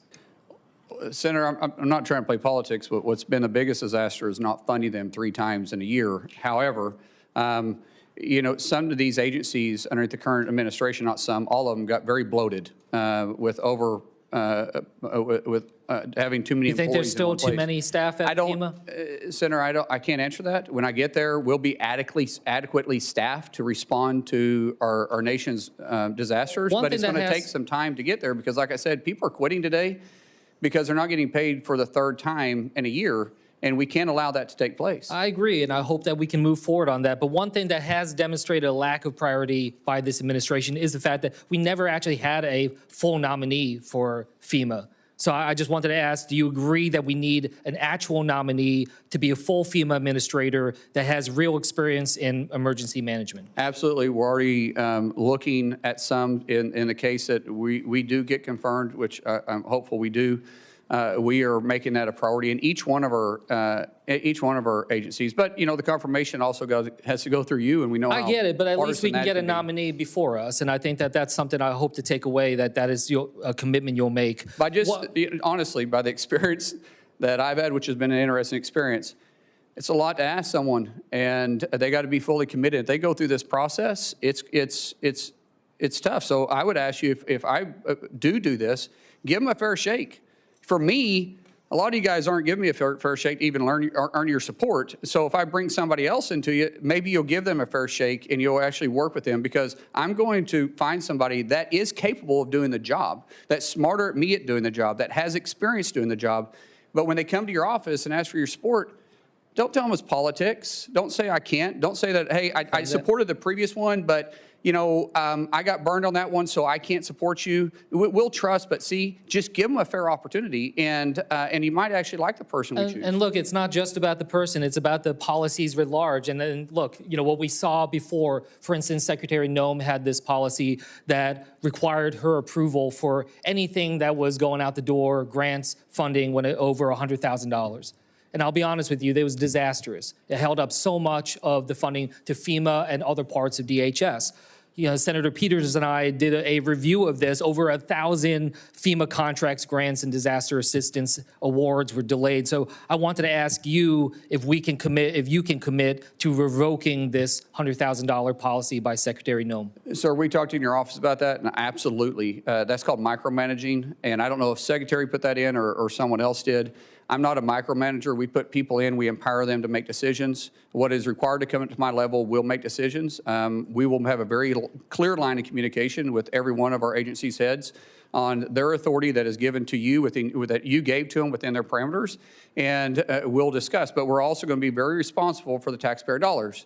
But it's unrealistic to some degree. It's just adding so much red tape, though. I mean, they really delayed, especially when it came to disaster response down at the Texas floods. I want to switch gears here. This is something you remember we talked about, but you know we have this effort right now. ICE has purchased a warehouse in Roxbury, New Jersey. It's a facility the size of 8 football fields to house over 1,500 detainees. Never once did an ICE official go and talk to the local mayor, talk to the local law enforcement, assess the situation alongside the locals. So I just wanted to ask you, is that fair that DHS is imposing these types of large-scale detention facilities without local engagement and input? Sir, being from small rural Oklahoma, it's a big impact, and the community should be visited with, especially when you start taking a warehouse off. It takes it off the tax roll, which can make a huge impact, and you got to deal with impact aid if they're eligible for it. And then you got to talk about infrastructure. You know, one thing I do know is construction. When you start talking about infrastructure on these places, a warehouse sprinkler system is much smaller than when you are housing individuals there. And if you say, I think you said the town is 60,000 people, and I believe you said this was Smaller than that. Is it smaller than that? So About 22,000 people, okay, and of the which the detention center- detainees and the staff there would constitute about 10% of the population of that town. Yeah, and realistically, it's not, most municipalities don't have the capacity in their infrastructure for waste and water. So it's important that we're talking to the communities, and if we're having additional needs, we can work with the cities, we can work with the municipalities, but we should always communicate with them. I agree with that, and this town has only 42 police officers, a volunteer fire department. Does that sound like the kind of town that has the resources to take on a warehouse of this magnitude? Sir, I don't know the circumstances behind this other than what you and I talked about. I committed to you when I visited with you in your office. We'll talk. I even said, let's, you and I get on the phone with the mayor. If I'm confirmed, I'll make a trip out there and see it for myself, because it's a big concern of yours and we want to address those concerns. And if it's, listen, if it's not practical, but I also said it's got to be, there may be a specific reason why it's there. If I can't explain that to you, then that's a different story. But if there's a specific reason I can explain it to you to make it make sense, let's talk about it. But if not, then maybe we can be better partners moving forward. I'm glad that you commit to talking about it. There are some documents I asked ICE to send us about their evaluations of the warehouse. We have still yet to get it. Will you commit that that is something that we can get once If the documents are available, yes, but I've also offered something much better. I'll go with you personally and look at it. That's something that the local community will appreciate, and I hope that you will reassess this warehouse. As I said in my opening statements, we want to protect the homeland, but we also want peace of mind and bring back confidence to the Department of Homeland Security. And all this means that we got to work on that, and I will work on that. Senator Scott. Senator Mullin, congratulations on your nomination. This is a great honor that you have, and you have a great background. So I know you'll work your butt off in the job like you do everything else. President Trump was elected to secure our border, crack down on sanctuary cities, and keep our country safe. I want to thank the President for his leadership and Secretary Noem's help. Incredible progress has been made. Our streets are safer, our borders respected, and the jobs we've created are going to people in this country legally. Now, as a result of the Democrats' partial shutdown, in the fourth week, TSA agents are not getting paid. Everybody in the Senate's getting paid. I've had a bill since I got up here. If we don't pass budgets, we shouldn't get paid. I've had one of my Democrat colleagues say, oh, I've got a mortgage. I have to get paid.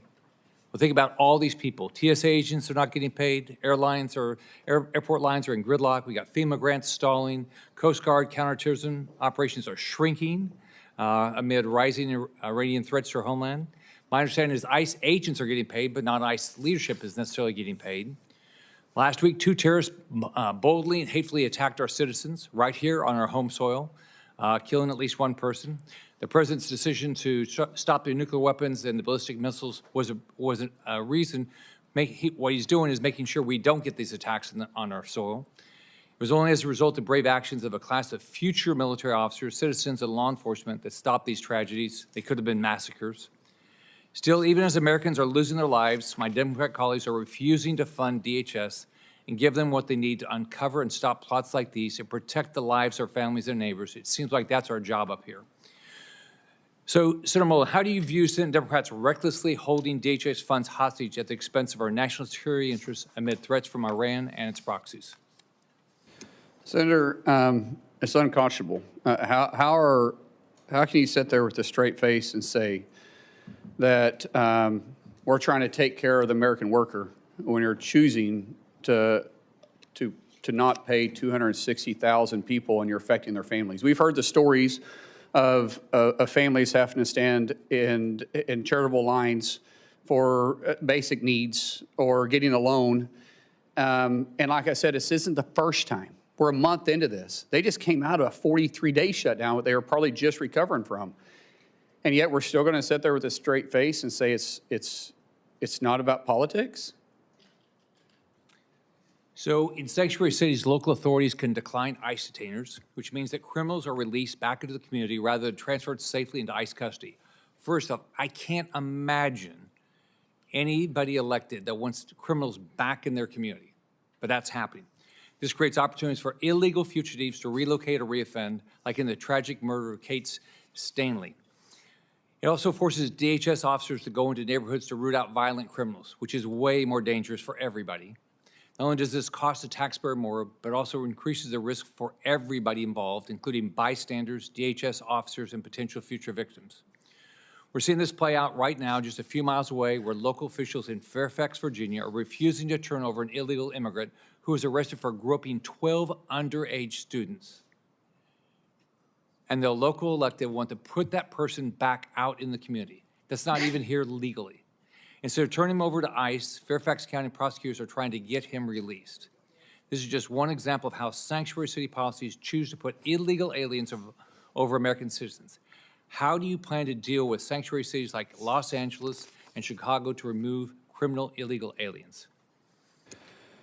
Sir, it's been a difficult conversation that's been had with these sanctuary cities. As I said going on, we don't get to choose which laws we enforce. As elected officials, you shouldn't choose which laws you enforce. We're not asking them to go out there and enforce immigration. We're just saying, be good partners with us. If we've got to serve judicial warrants, let us go serve the judicial warrants. If you pull over somebody that's wanted, that's in the country illegally, and it's a municipality, we're saying just hold them. At least let us do a background check on them and see who they are. And working with the municipalities are going to be vitally important, but also you've got to take a look at if they're not willing to enforce federal law and work with us, then where's the taxpayer dollars going to? And ideally, I would like to go in there and talk to the mayors. I'd like to go in there and talk to the sheriffs, talk to the police chiefs. Say, what is your concerns? How can we get past this? Because the president has made it very clear he wants to protect the streets for every American. He wants to restore law and order to every city. I don't think that should be controversial. But some people have for political purposes, or maybe they didn't like the tactics. Either way, I find it really hard to believe that law enforcement in those communities don't want to do their job. So maybe we sit down and we just work it out. It's like I tell my wife all the time. Sometimes when she gets mad at me, and I'm right, she's wrong, by the way, but sometimes when she gets mad at me, I have to apologize because I simply say, that was a joke, by the way, for everybody that's married. But I have to apologize, and sometimes I tell her, I said, honey, it's a misunderstanding. We still love each other. We still want the best for our family. And these law enforcement, and I would even say these mayors, they still love their community. They still love their cities. They still love this country. So maybe it's a misunderstanding we can work by. And I'm going to start with that. That's what I'm going to start with. If we have to do something different, then we will, but that's where I'm going to start at. It's a misunderstanding, but we're going to force the nation laws and make sure we protect everybody in their city and hopefully work with them and never work against them. Senator Mullin, as Secretary of Homeland Security, do you have any ability to ban funding to sanctuary cities that ignore the federal laws meant to make citizens' lives safer, but then turn around and ask for federal money for added protection? Sir, that would be a last option, but at the end of the day, taxpayer dollars have to be used for the right purposes. And if people are refusing to enforce the nation's laws, then I think it's really hard to justify why we're sending them taxpayer dollars that are coming out of Oklahoma or coming out of Florida or coming out of Kansas or Arkansas when they're making that decision. But I will say that is not going to be my first or second or even third approach, but that would be my last resort. Right. Congratulations on your nomination. Good luck. Thank you. Senator Fetterman. Thank you, Mr. Chairman. So, hello, Senator Mullin. Thank you for coming in today. So, Americans don't like chaos, you know. America definitely didn't like the kinds of chaos during the Biden administration at the border. You know, as a Democrat, I was alarmed that there were up to 300,000 encounters at our border once a month. And that puts that in perspective. That's the size of Pittsburgh showing up at our border. And that's not sustainable, and that's not manageable, and it's making it possible for us to assimilate. And now if you care about immigration, as I deeply do, you can't possibly provide the American dream for people when the size of Pittsburgh showing up at our border once a month. That need to be brought under control. And that happened. That happened. I signed up that as a Democrat.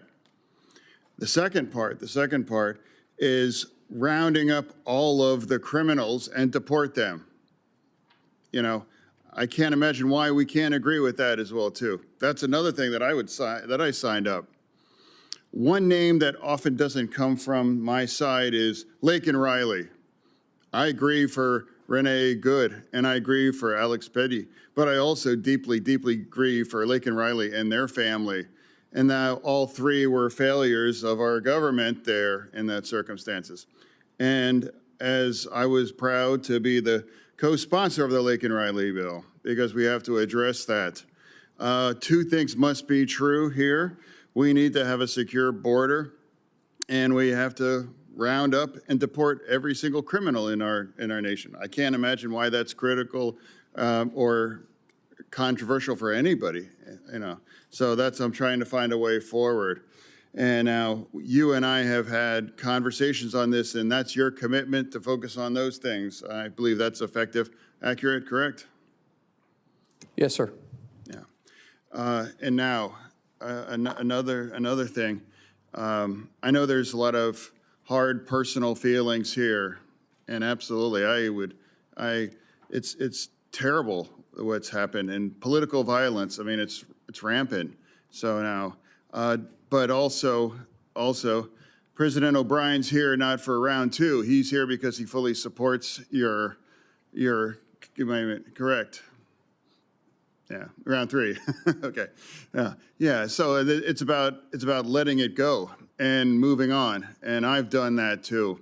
When I was in the hospital and things were touch and go, you know, I know there were unkind things said about me, but I can just say that it's better to just let it all go and to find a way forward. That's the time that we're in right now in our country on that. Now, people might describe you in those kinds of moments, but I'm going to describe you. We got a chance to get to know better when we joined a Codel to Turks and Caicos, correct? Yes, sir. Yeah, and we did that because Americans were looking at over a decade in prison because they had a couple random bullets in their luggage. And those Americans ran the gamut of a black grandmother from Florida, I believe, and Pennsylvania, that live in Western Pennsylvania that I did, and I was able to welcome him at the airport when he returned there. So that was about a commitment to working together. Imagine just because a couple random bullets accidentally, they were looking at over a decade in prison. Now, we worked together, and now not one single American really faced that kinds of thing. So that's about committed to working together. So now, and also as a Democrat, you know, that I made me the only Democrat that refused to shutting our DHS down. You know, some people might say that that doesn't mean I have any less commitment to reform ICE. That's just categorically not true. But it's a strange devotion. I don't understand why you would shut the entire agency down just because you want those kind of reforms on ICE that has absolutely no impact on ICE and doesn't force any of those things. I refuse to do that, and I refuse to punish those union members that are working. And now especially parts of that, it's true. It's like the cybersecurity agency is part of DHS. Yes, sir. Yeah, and that's currently on the shutdown. And now two of the top agents of cyber attacks come from Iran and China. They must be elated to know that that part is all shut down, because that's part of the shutdown that does not bring any reform to ICE. You know, that I want any less than other Democrats, you know, here. The difference is I refuse to punish and make our nation less secure part of that. So for me, I came here and I committed to come here with an open mind, and I'm going to continue to do that. And it's not going to be about gotcha moments. For me, it's about just saying, my experience with you has been consistent kindness and professionalism. You know, the first time I met, it was you and your wife behind you when I was here at the orientation here in the Senate. And even before you got the call for the big job, You know, we were even discussing about getting together and having dinner as family. So that's an ongoing relationship, because that's also part of the fact here in this town. You got to get along and find a way to work together. And now we have to come at it and just let things go in the past for that. Finding a way forward, that's my responsibility to represent Pennsylvania. And for you, I just want to thank you for showing up. And now I'm going to engage, and I'm going to remain with an open mind throughout all this, as I made to my friend here. And I'm going to do that. So thank you for bringing your family here too. And I look forward to hearing for the rest of my colleagues' views on you. Chair. Thank you, Senator. Senator Ernst. Thank you, Mr. Chair. Thank you, Kristi, for being here as well. Senator Mullin, I have to say, I'm just going to be blunt, very honest with you. I hope that the president is watching. I am going to say to the president, I am really upset that he has made your nomination. Why? Because I will be losing from the Senate one of the best friends that I have here, truly.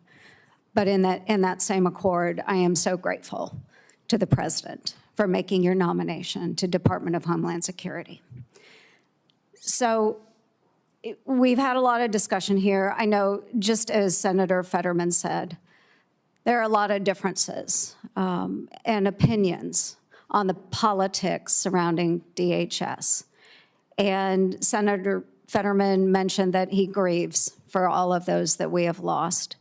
Those protesters, we grieve the loss of young women, young men that we have seen at the hands of those that have migrated illegally into the United States of America. We grieve them all, and I think we can acknowledge that, and it's important that we do that.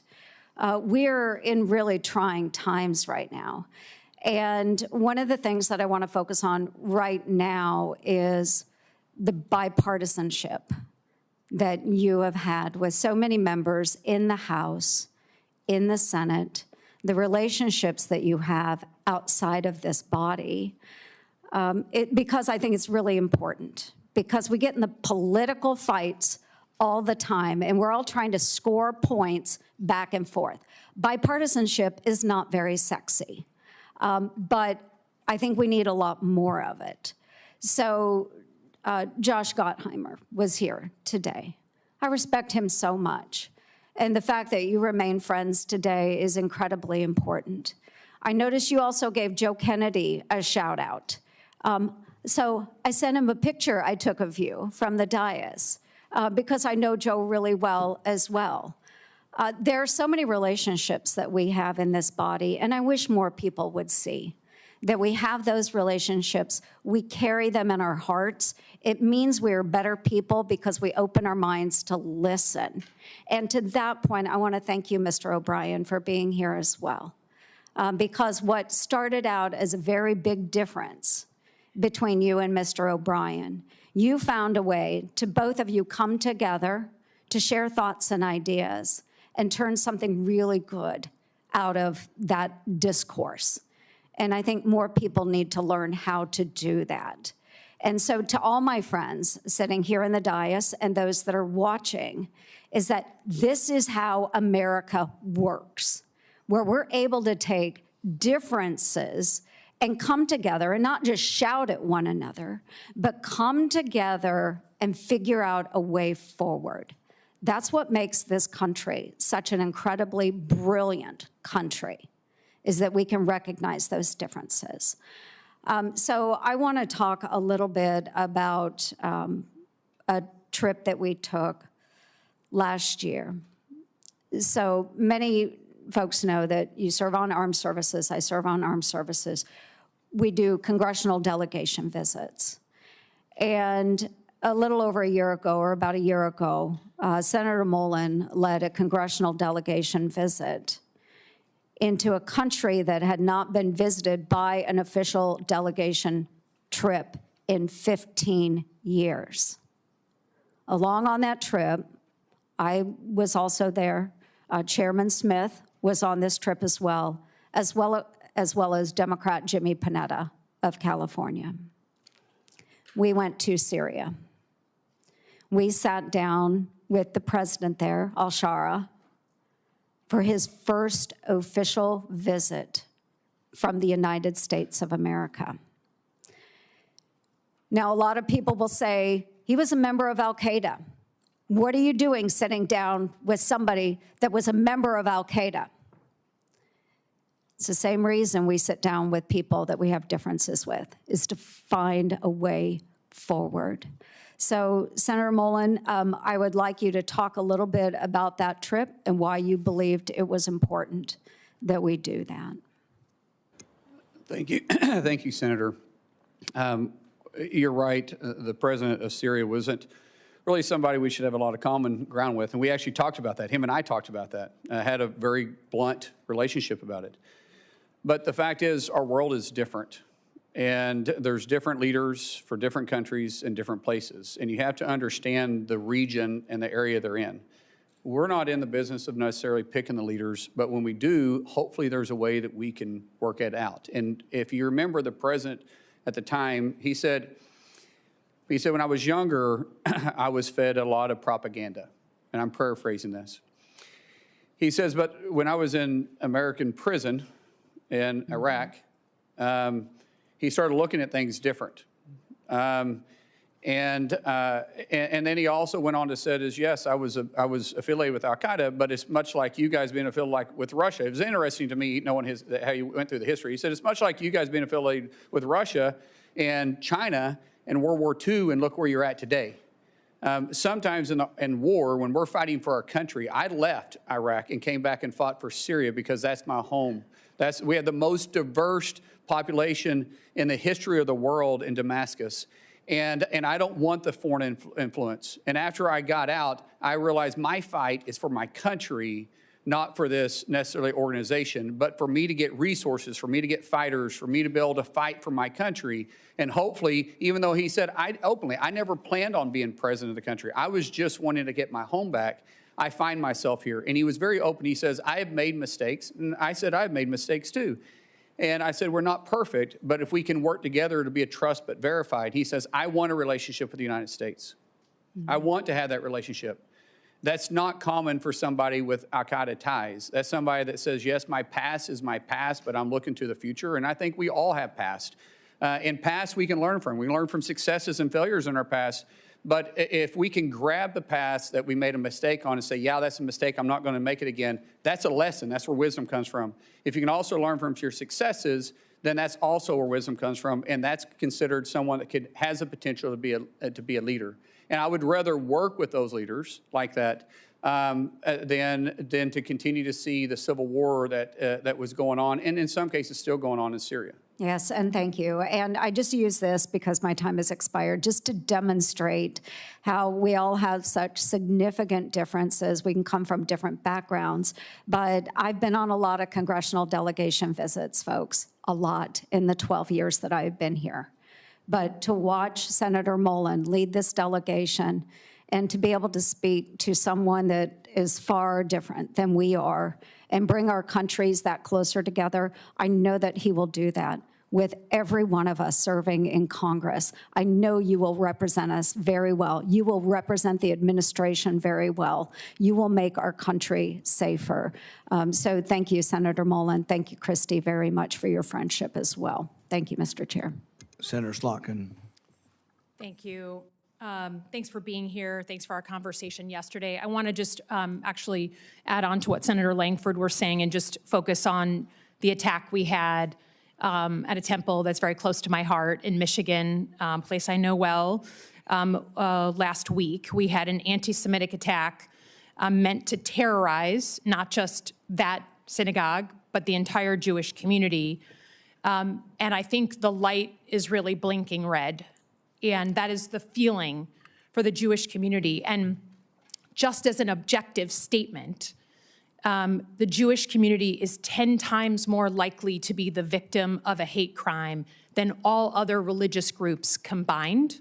That's not a political statement. That's a factual statement from FBI data. We talked about the need to work together.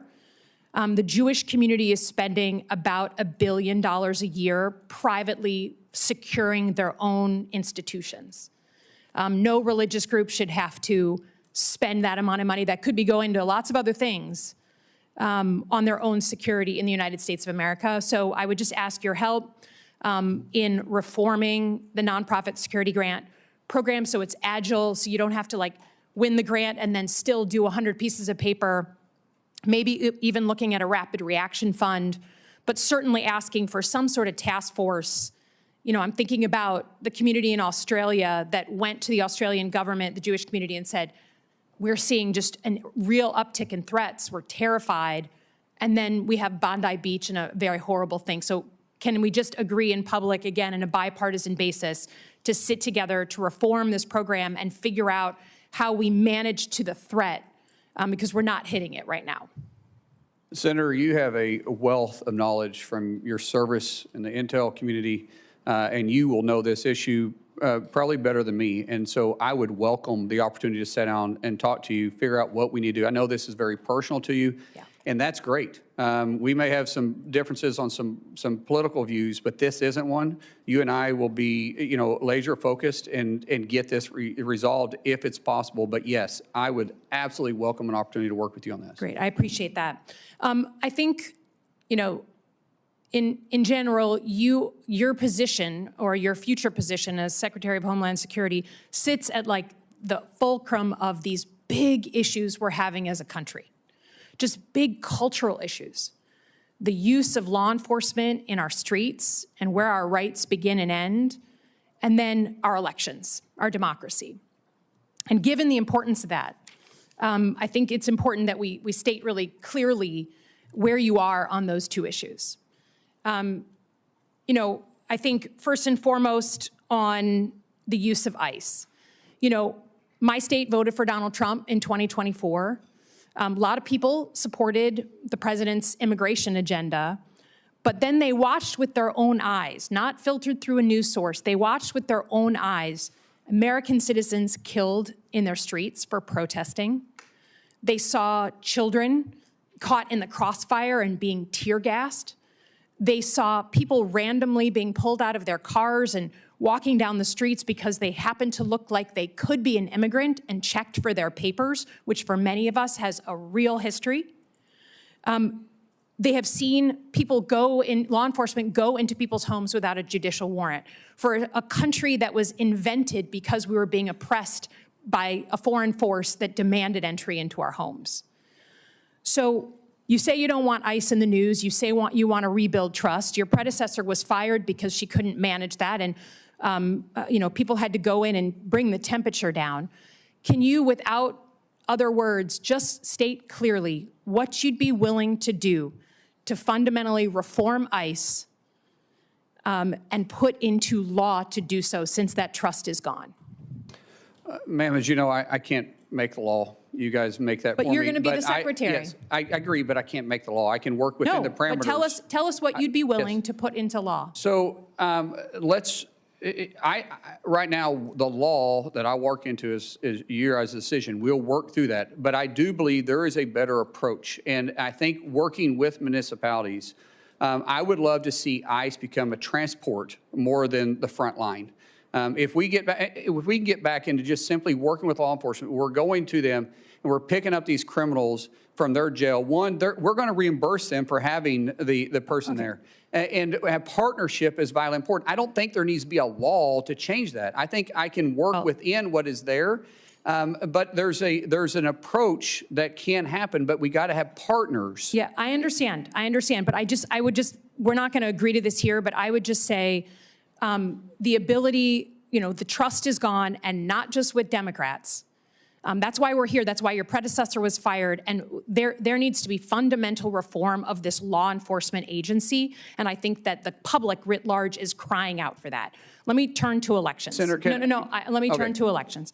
The Department of Homeland Security has the mandate since the Obama era for securing our election infrastructure. That's an important job, and you'll be secretary. The president has continued to say that he won the 2020 election, even though there's been 60 court cases saying the opposite. He has said he wants to federalize the elections. He has said name-check cities, including Detroit. He has said voting machines are inaccurate. He has said in the State of the Union, I was on the Senate floor, paraphrase that if his side doesn't win in November, then the elections were rigged, which is exactly what he said 8 months before the 2020 election. You have your own history. You did not certify the 2020 election. There are people at the Department of Homeland Security, 3 people specifically, who are well-known election deniers now running election security functions. Who won the 2020 election? Ma'am, we know that President Joe Biden was sworn into office. He was the president for the last 4 years. But I do believe won the election? My job as Department of Homeland Security Secretary will be to make sure that we assure that the elections are fair and people can trust them. Does the federal government run the elections process, or do states? It's very clear in the Constitution that the states control state elections, and then there is some federal oversight that's on it, but the federal government can set some standards. So if you're talking about the Save American Act, requiring you, which is within the Constitution, by the way, requiring individuals to be citizens of the United States, I don't think it's too much to ask somebody to prove they're a citizen of the United States. That's not what we're talking about. I'm talking about administering the elections.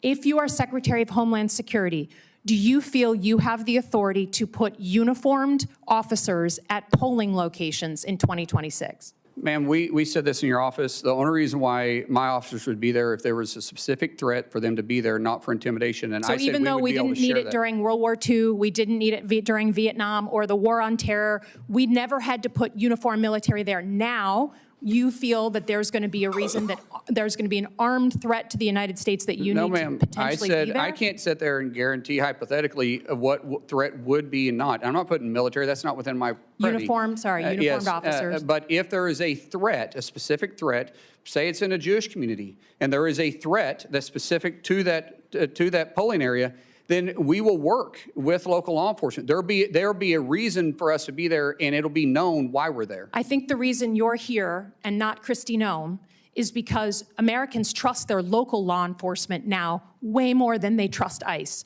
So I would just say, if we ever get to the point where you are being asked to put armed ICE officers at polling locations, we have lost the plot as a country. We have fundamentally lost it. And until I hear someone tell me that this man, President Trump, will actually allow us to have a free and fair election, there is zero trust here, and I cannot trust that he won't try and steal it. Again, I yield back. Senator Moody. Thank you, Mr. Chairman, and congratulations on your nomination. Congratulations to your family. I can't think of a better person at this moment in time to lead such an important agency. Talking about Americans trusting their local law enforcement, I think that is true. I think that's one of the reasons, as the Attorney General in Florida, I worked so closely with our law enforcement, our local law enforcement, to make sure we were triaging our resources and going after really bad people that wanted to harm our community in a way to make our state safer. And part of doing that is we supported them. We made sure that they had resources, they had more the support behind them. They knew that we had their backs. I'm proud that Florida was the first state to have every single county sign up to work with the federal government, because we were dealing with an unprecedented situation following the last administration, where you had people working with radicals in that administration to destroy the border, roll out a welcome mat to everyone, and has left our nation reeling from an unprecedented surge of people we don't know who are here, many of which, before they even got here, had committed crimes and have committed crimes since. The way to recover and shore up our communities is to work with, in partnership, local law enforcement who have an expertise in their communities. And it is disheartening to me, not just as a former attorney general or as a former prosecutor, but as the wife of a law enforcement officer and someone that worked very closely with them, it wrecks me to hear them refer to law enforcement in general, especially some of the men and women that serve currently in the Department of Homeland Security, as breaking into people's homes and shooting Americans. And I think we can all acknowledge that we want law enforcement to meet professional standards, to act with the public safety in mind, to comply with the law. But we do not have to disparage an entire profession of men and women who put their lives on the line for you and for everyone in this room, and said that they were going to dedicate their professional careers to stand on that line and put their safety behind yours. When President Trump got in office, so many of these states on the Democratic side said, I will never work with that man to come in and correct and rid the communities of people that are going to do it harm. We won't. In Minnesota, the first thing they said, I will never help that person. I won't lift a finger, the Attorney General said. So in Florida, where you have 67 out of 67 counties signing up, tell me what I can do to help you. In Minnesota, they had like 7 of 87. Does that surprise anyone? No, because their state leader said, we will not help you. We will not go after the most dangerous in our communities. Have at it. See how it goes. We won't lift a finger.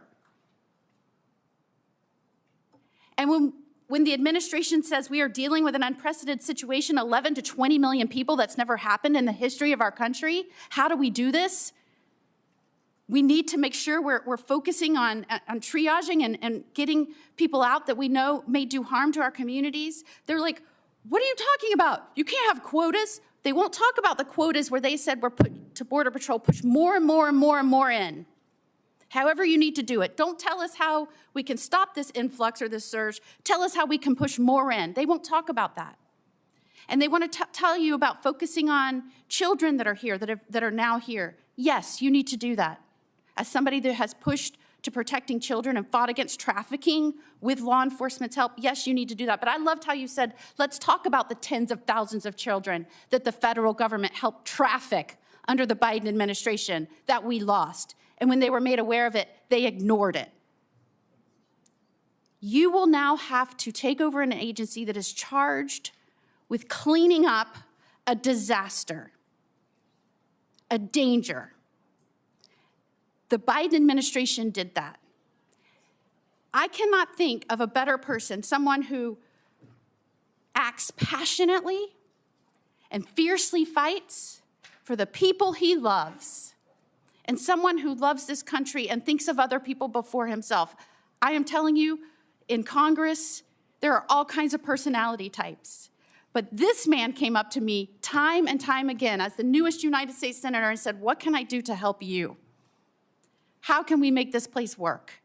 How can we get this done?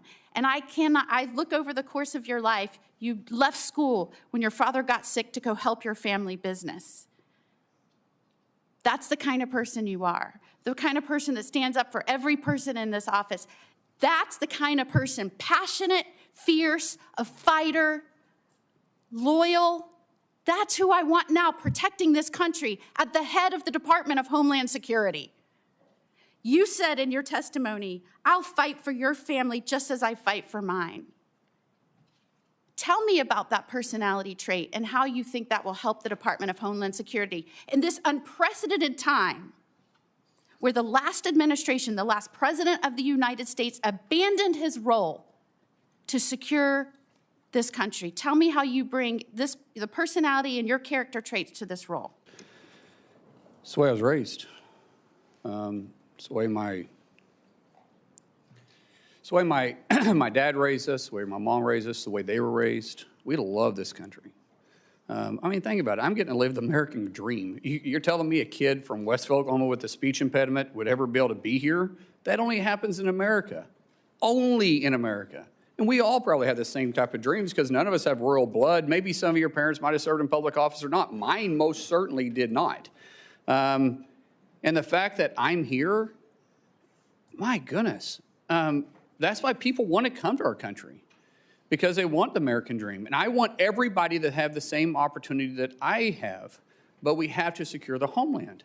We have to make sure that they feel safe stepping out and being in the public eye. We got to make sure that people can have a peace of mind and trust our government. And right now there's a mistrust in our government. I think we have an opportunity to maybe work on that. I meant it when I say that I hope in 6 months we're not. I can't guarantee it because the news choose what they're going to run, but I hope that I'm not on the news every 6 months or 6 months from now every day. I hope DHS is just able to be laser focused on doing their job and isn't controversial about taking care of the homeland. I hope people have confidence in our agency again. And I'm going to work every day to restore that.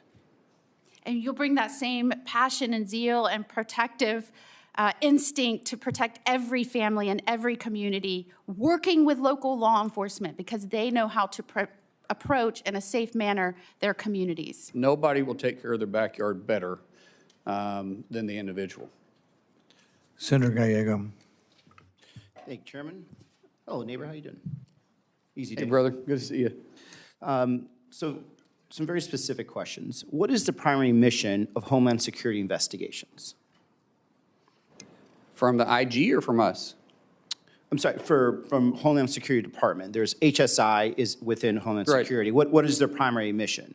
Well, it's not a trick question either. No, I understand that. And every agency, sir, we have specific missions that we are targeted to look at our aspect of protecting the homeland. And different directions have different paths. And in different agencies, region-wide, there are 22 of them there. We all need to be in the same boat, row in the same direction, working for one common goal. And as I said, that's protect the homeland, bring peace of mind, and secure the confidence of the American people. Okay, so HSI, and being from Arizona, we're very familiar with CBP, ICE, and HSI. HSI specifically is very important because they specialize in dealing with human trafficking, human smuggling, counterfeit, bank fraud, things of that nature. Actually, I have a lot of friends that have worked for them forever.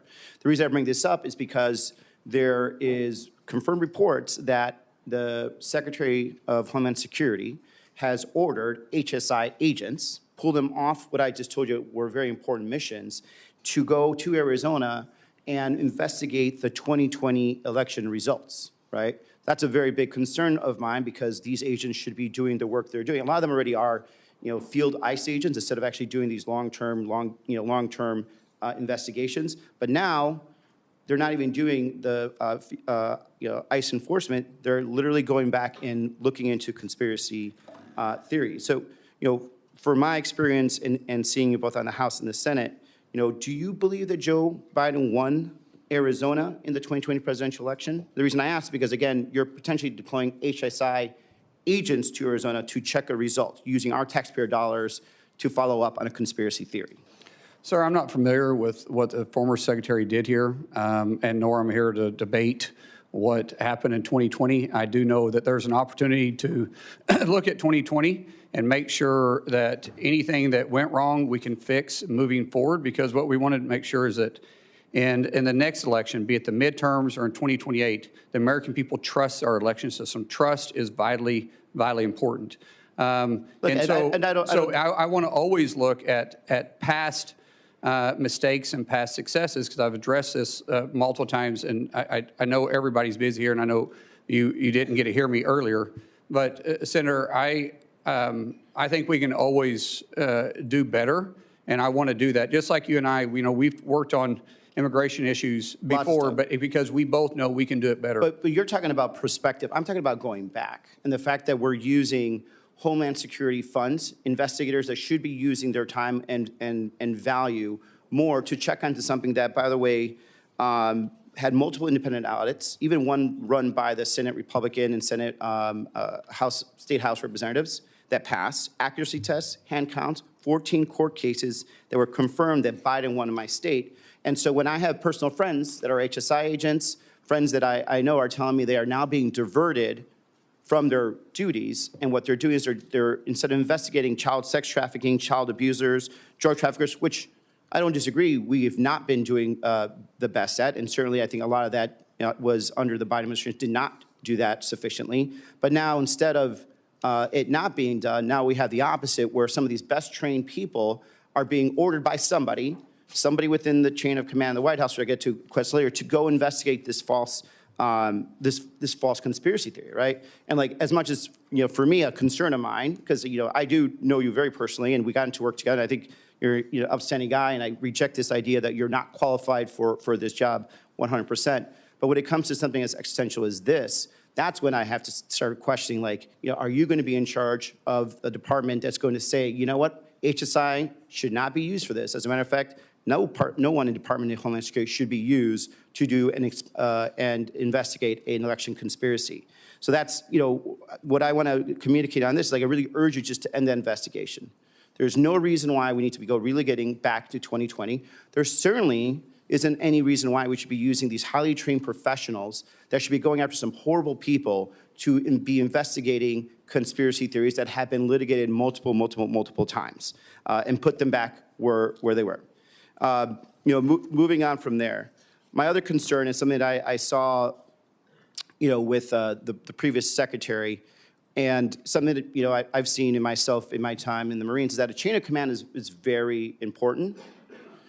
I don't believe there was a real chain of command that was in the Secretary of Homeland Security. And when I say that, it's because I think Stephen Miller was the person that was actually calling the shots there, and you could see the results of what occurred. You had men and women in ICE and CBP that felt that they were unaccountable, talking to actual ICE and CBP agents from Arizona that got deployed to Minnesota. They don't know who really was in their chain of command. They didn't have operational orders. A lot of them did not understand, how to actually engage with the public at all. And when there was a point of who is responsible for making decisions, they could not figure out if it was Miller or if it was Secretary Noem and her deputies. They couldn't figure out if there were quotas versus there are quotas. Now we know that there are quotas. This is the problem. Is like, I want to make sure that if you're there, you're in charge and not Stephen Miller. Sir, the President has nominated me to be Secretary of Homeland, and I'll take full responsibility for that. Chain of command is important. I believe in empowering people to make decisions, but I will still be talking to the President on a regular basis. And any policy that is within my realm of authority that you guys give us, if the President wants us to look at it, we'll look at it because I serve at his discretion. Yeah. One thing I don't know if it's been mentioned here, you probably would be the only second Native American in the history of the country to be a cabinet member, which I appreciate. And you know that I also do a lot of work with our Native American communities, the 22 federally recognized tribes in Arizona. And the one concern I also have is that when it comes to building some of these installations on the border, there has been very, very little to no tribal consultation, especially with some of our border tribes, the Totowa O'odham Nation, where we are building walls in areas that doesn't have much like ESL. So I have problems with the English once in a while too. There's a border wall that is going through tribal land that is in very sacred land that is not crossed and used significantly by human smugglers. It's important that DHS actually speak to these communities. They actually have programs that they do where they actually are working with DHS and local law enforcement to stop illegal smuggling, called Shadow Wolf program that DHS supports. But this last administration in DHS did not talk to them whatsoever. Did not talk about, did not even give the vague idea of tribal consultation, and now they're just building into some areas that has, unfortunately, some burials of some of their the people from their tribe. And so I think it's important that we reestablish tribal sovereignty, and I hope because of your background you'll understand and appreciate that. I respect tribal sovereignty, and there's a lot of technology. Now, we do have a job to secure the border, but we will work with tribal nations because there's other ways to have a physical barrier where you can have technology there too. And I don't think anybody would complain about that. But yes, you know my background. We have worked on tribal issues a lot, and I appreciate your passion. And I have a lot of good friends in Arizona with tribes that have that we've been on have good relationships with. And these tribal nations would absolutely work with you as long as they felt that there was the respect and also respect for the land, because we have a history of that. And Mr. Chairman, I'm up. I can. We're going to come back around if you have a question. Thank you. Senator Hawley. Thank you, Mr. Chairman. Senator Mullin, welcome to the committee. I see you have some supporters with you today. Chairman Smith, good to see you. My friend Sean O'Brien is here. I want the record to reflect that my money was always on O'Brien. I just want that noted. I want it noted for the record. Senator Mullin, let me ask you this. In your own words, could you tell us just in capsule form, what is it that DHS, what's the mission of DHS as you understand it, as you would put it, as you would explain it? Quite simply, it's simple: to protect the homeland. Very good. To protect the homeland. Okay, let me ask you this. 10 days ago, there was a shooting at Old Dominion University that left one person dead, 2 people critically injured. The gunman had potential terrorist ties. Is this a good time for the Department of Homeland Security to be shut down and unfunded? It's the worst time, and keep in mind, we just came up a 43-day shutdown, and this is a 3rd time in a year, and it's devastating to the morale of the men and women we have tasked to take care of all of us, all the homeland, regardless if it's a blue state or it's a red state. We have to look at it all the same, and they have that mission mindset, but they don't have the pay to follow it up. A few days before that, 2 individuals attempted to detonate bombs in New York City in a way that would cause mass civilian casualties. Both of those individuals have potential terrorist connections. In light of that, is it a good time for DHS to be shut down? Sir, I think with the current conditions, this is the worst time we could possibly do it. A few days before that, in Austin, Texas, 3 people were fatally shot outside of a bar there when a gunman opened fire in the early hours of a Sunday morning. That gunman also had potential terrorist ties, and yet DHS is shut down. Just a week ago, a gunman loaded his truck with incendiary devices and rammed it into the Temple Israel Synagogue outside Detroit, Michigan. As I'm sure you know, 40 law enforcement officers, 40, had to get emergency medical attention. It's a miracle. By the grace of God, nobody was killed except for the gunman. But 40 individuals had to get medical attention, and yet DHS is still shut down. Let me just ask you this. Law enforcement dangers. I think I've got a poster that'll go up behind me here. In the last year alone, we have seen an 8,000% increase in death threats to law enforcement, a 1,300% increase in assaults, a 124% increase in vehicular attacks using a vehicle, against a CBP law enforcement. Now, in light of this, is it a good time for DHS to be shut down? Sir, it's a horrible time. Let's talk about children. Let's talk about the dangers to children. The National Center for Missing and Exploited Children estimates that there are 20.5 million reports of suspected online and child exploitation. That includes almost 20 million reports of child pornography, 546,300 reports of online enticement of children for sexual acts, and 27,000 reports of child sex trafficking. Is it a good time for DHS to be shut down? No, sir. Let me ask you if you've seen this poster that I'm about to put behind me. Have you ever seen this before, Senator? I don't believe so. There's no reason you should have. I was introduced to this material by Tim Tebow, the Heisman Trophy winner, who now spends a lot of his time trying to help work with child victims of sex abuse. This poster reflects every individual IP address in the United States in about a 1-month period that was sharing, distributing, posting, or trading child sex abuse material or child pornography of some form. You want to guess how many points there are on that map? It makes me sick. I have no idea. 338,000. That's just a 1-month period. Now, can you see any blue dots on that map, Senator Mullin? Yes, sir. Yeah, there's you got better eyes than I do. I mean, there's like very few of them. I'd be surprised if anybody in the audience could see them. The blue dots are the number of investigations that are open. Look at the red dots, 338,000. Look at the blue dots, you can hardly see them. Why would that be? Because in the best of times, the Department of Homeland Security has only 10 HSI agents who are fully dedicated to doing this. It's all Congress has given you, 10. Right now, none of those are funded.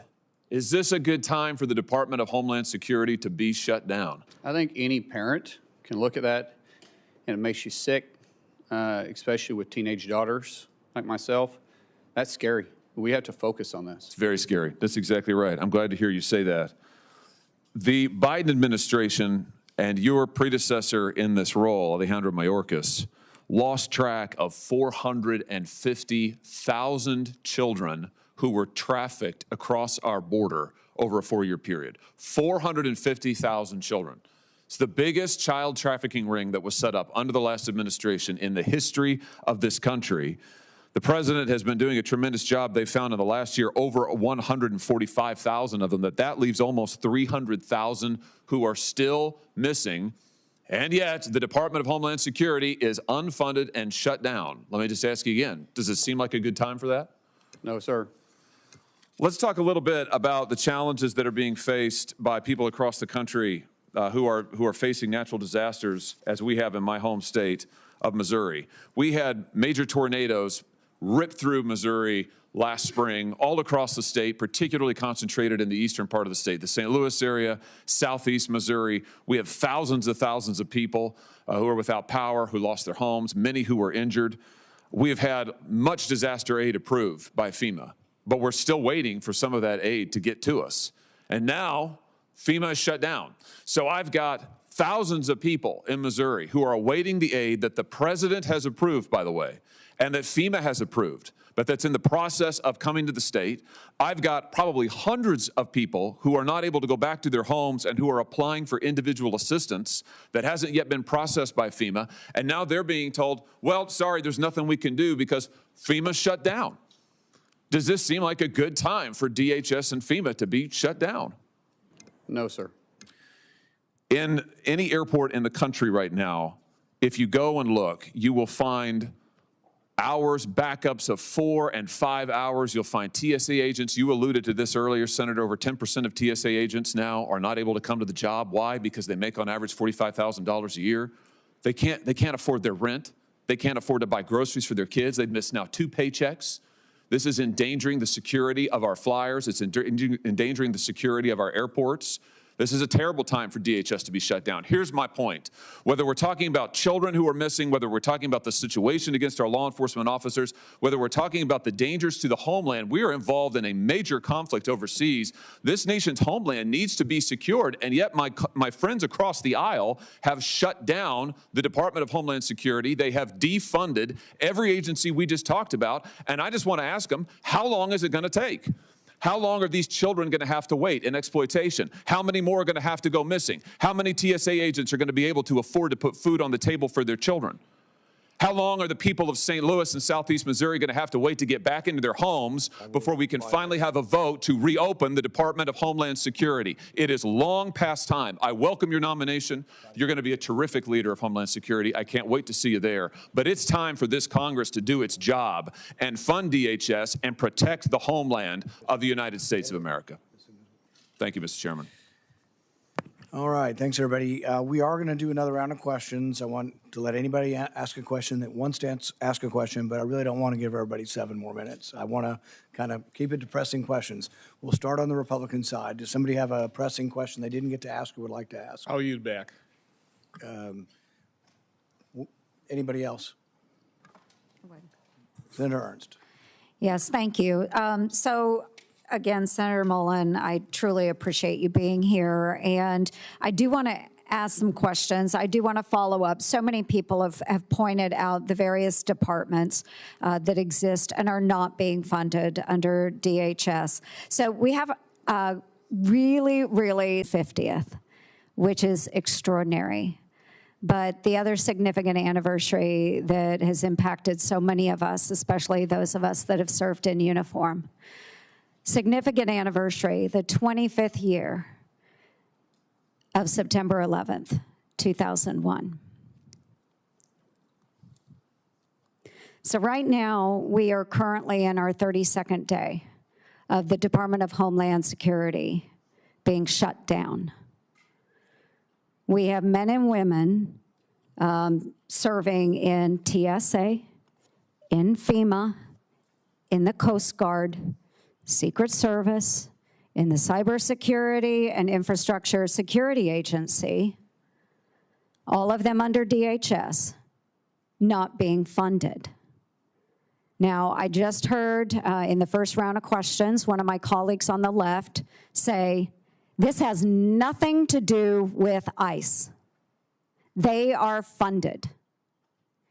If it has nothing to do with ICE, why are we not funding these agencies that protect Americans, especially as we're coming up on the 25th anniversary of September 11th this fall. It's a significant anniversary. I hope never to repeat it. But the fact of the matter is that there is a greater possibility of September 11th happening all over again because we are not properly funding the men and women that protect our homeland. So I don't want to hear folks say it has nothing to do with ICE, because I do believe when we get into the politics of this, it is about ICE. It is about ICE. So I would love for my friends on the left to acknowledge it's about ICE, but acknowledge that protecting our homeland is much more important than the politics of this. So, yes, question. Senator Mullin, do you think it's time to set aside the partisan politics and partisan games and fund DHS as a whole so that the department can be fully functioning to protect Americans, especially as we are approaching this fall, the 25th anniversary on one of the greatest attacks that we have ever seen on our homeland? Yes, Senator. I look at this as a political theater that we're playing games with, and we're risking people's lives, and we're disturbing people's lives. As I stated earlier, we have 280,000 employees in DHS that's still on the job, still working, still keeping us safe without pay. I don't know how in good conscience you could sit there and think that's okay.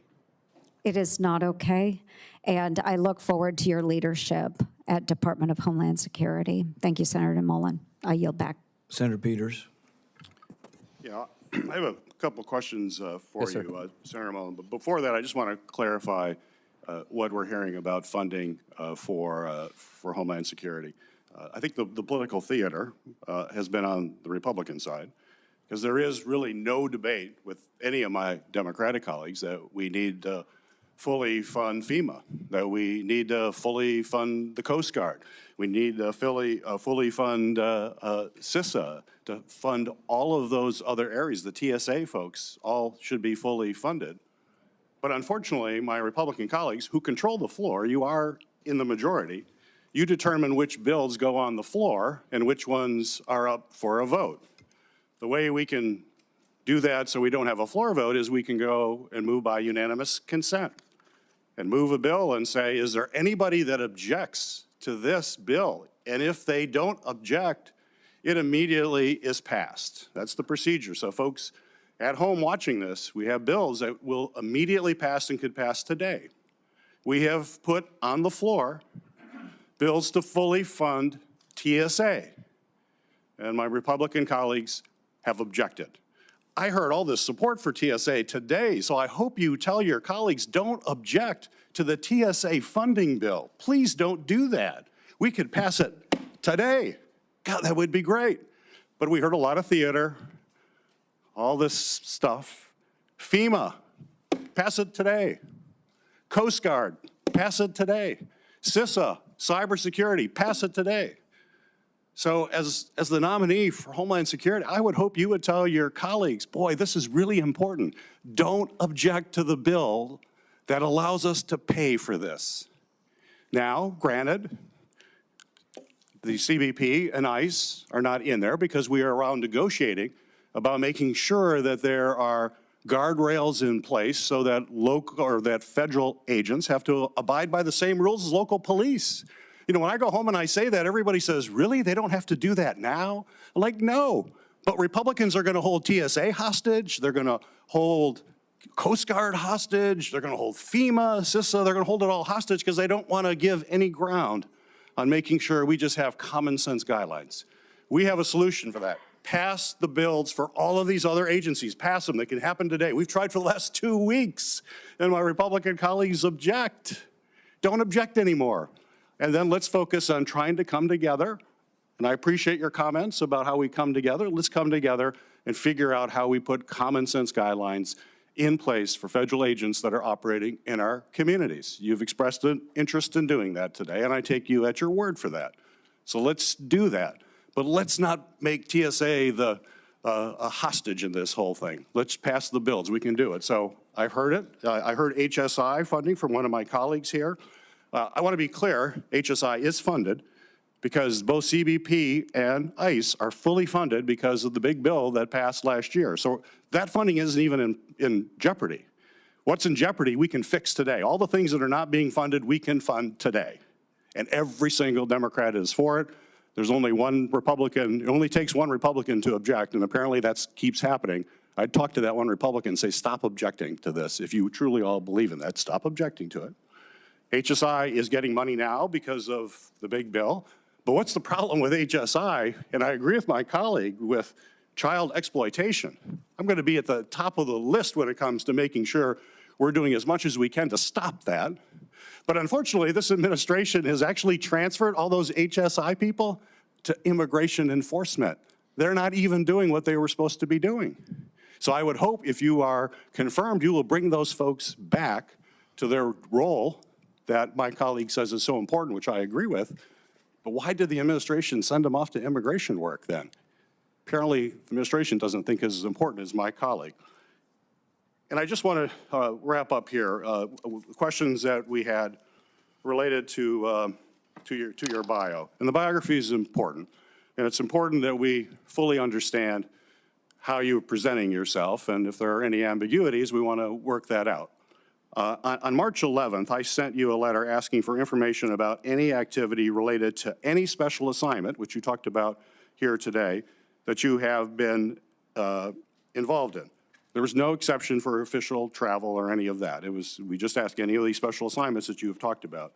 You responded to the committee in that letter by saying my voluntary work included special assignments outside of DOD, was that I offered support and mentorship from a Christian perspective to both Afghans that supported our efforts and other personnel that served in war zones. You stated your special assignments occurred intermittently between 2006 and 11.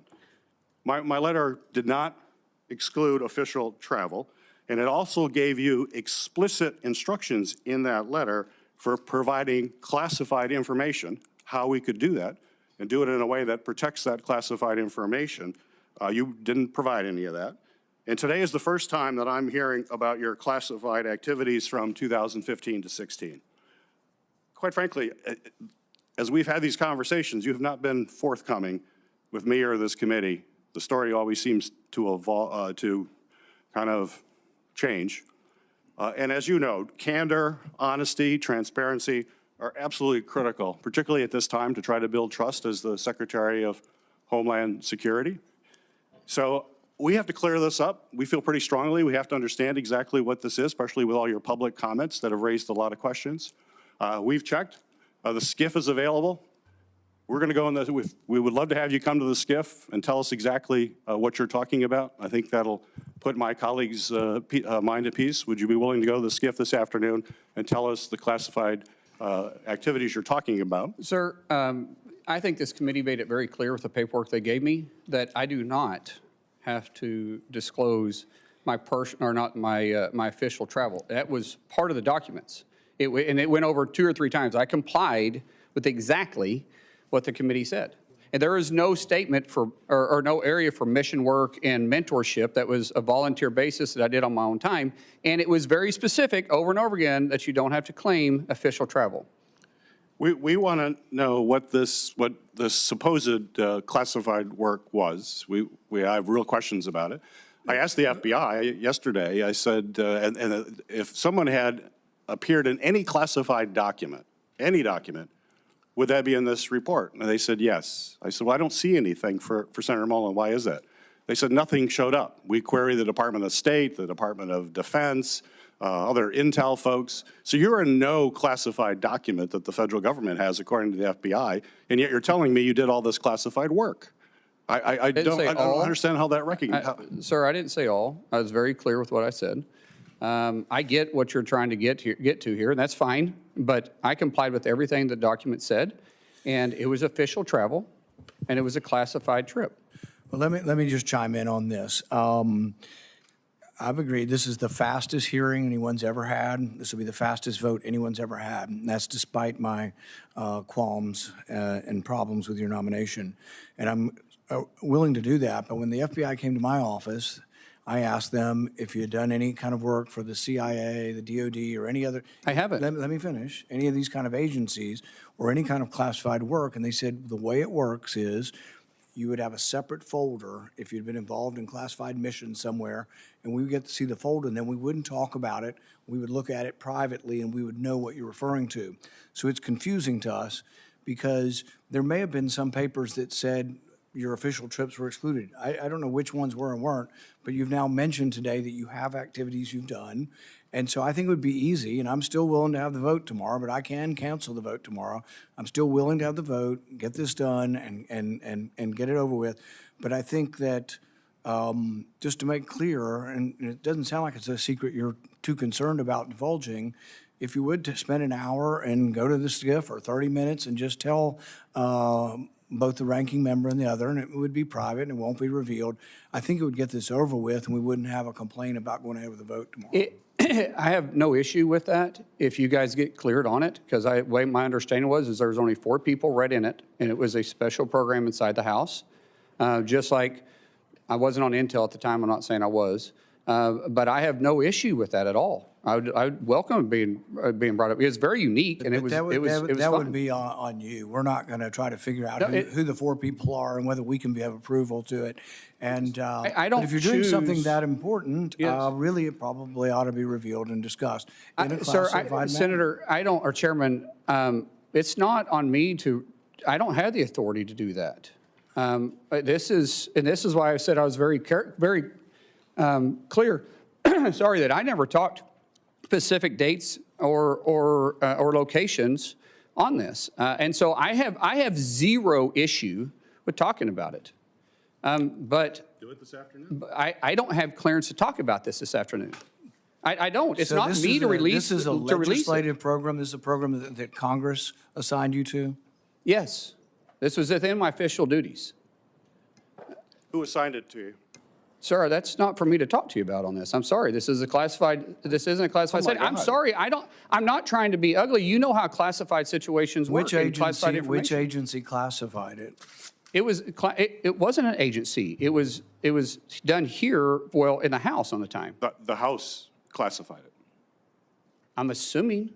I wasn't on Intel. We're just not really aware of how the House classifies things. I have no idea. I know every time we spoke about this, we had to go to the SCIF and visit about it. But I know there was a paper that I had to sign before it even started, and I may be wrong. There may be more than 4, but I know it was only me and 3 other people that ever discussed it. So secret that we can't know about it. I would think that there'd be some paperwork in the SCIF that they should show us saying this is so top secret and this was made classified. I have no problem. You're welcome to go to the House. This started in 2015. It ended in little late in 2016. I have nothing to hide on this. This is too easy. I would really enjoy sitting there and have a conversation with you because I don't want you to have question my character on this. So that's very simple for me, but I can't make that authorization. You guys know that.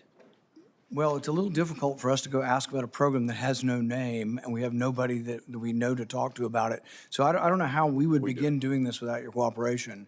But I'm willing to cooperate. I'm willing to hold the vote tomorrow, but you brought this up, that you were on a super secret mission that you can't tell us No, I did not say super secret, sir. I said it was classified. That only 4 people know? Well, I only know if there was 4 people. There was maybe more people that understood it, but I know there was only 3 people plus me that was ever in the meeting.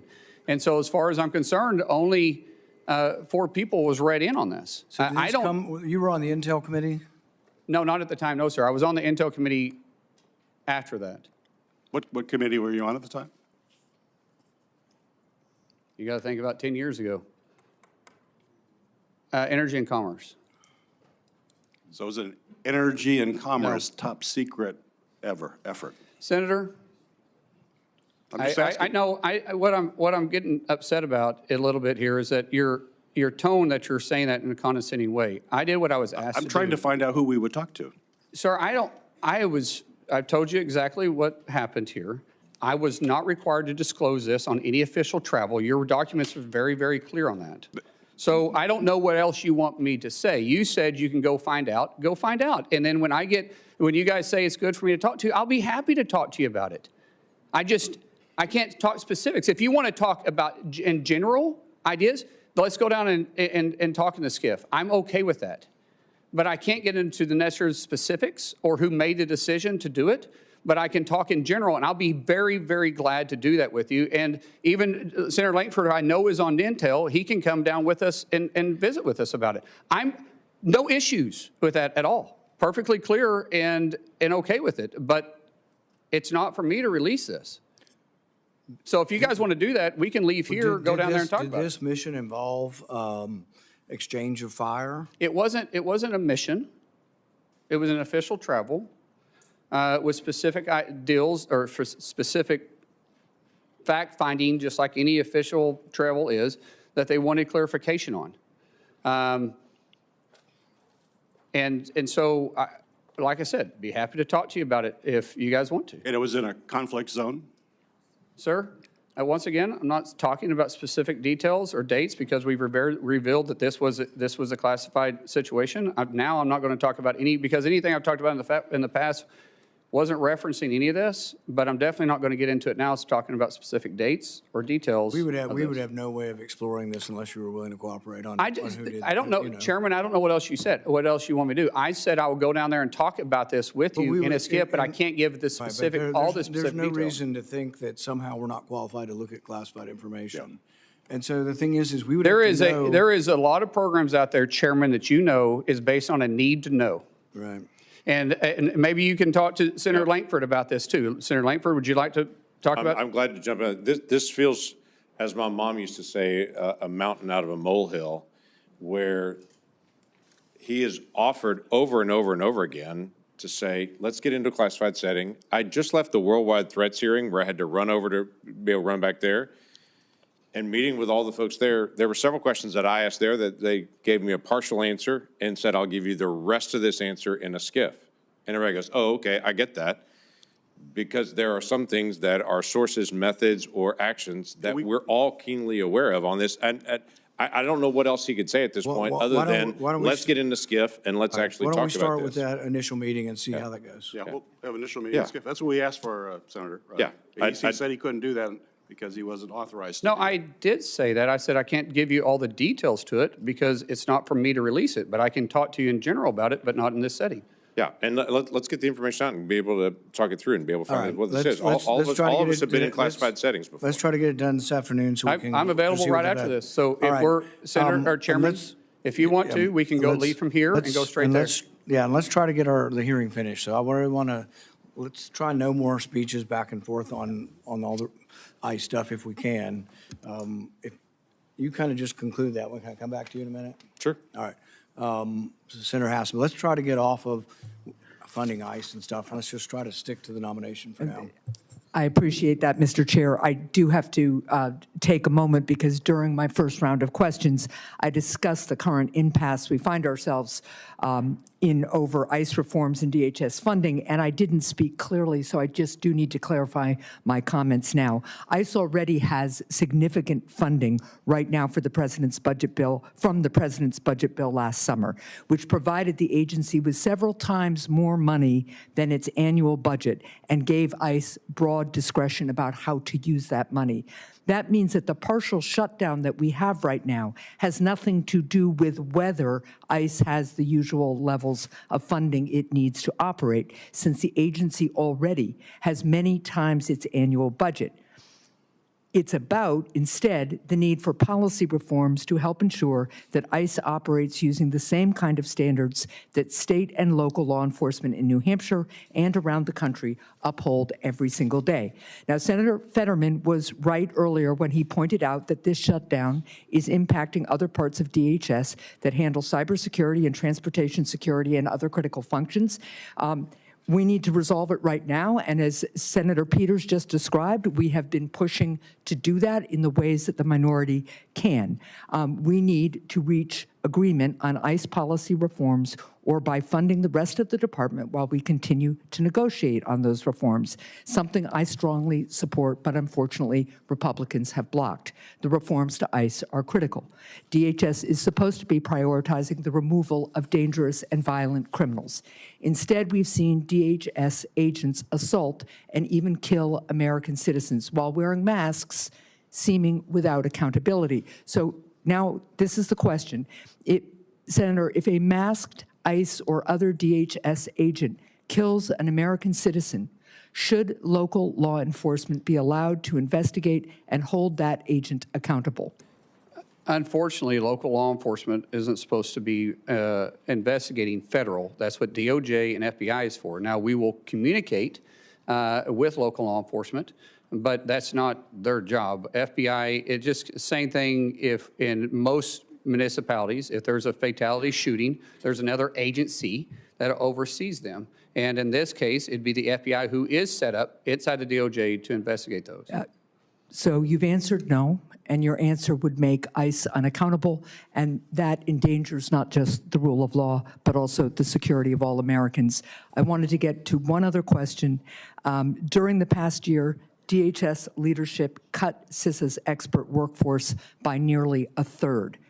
Meanwhile, adversaries and criminal syndicates are accelerating their cyber attacks against the United States. How do you plan to restore DHS's cybersecurity force and better secure our critical infrastructure from cyber attacks? Man, we've got to recruit the right people, but the best and brightest individuals in those areas. I know the University of Tulsa has a great program. But recruiting individuals that want to be there, that want to deliver the mission is vitally important, and so we will work to make sure that happens.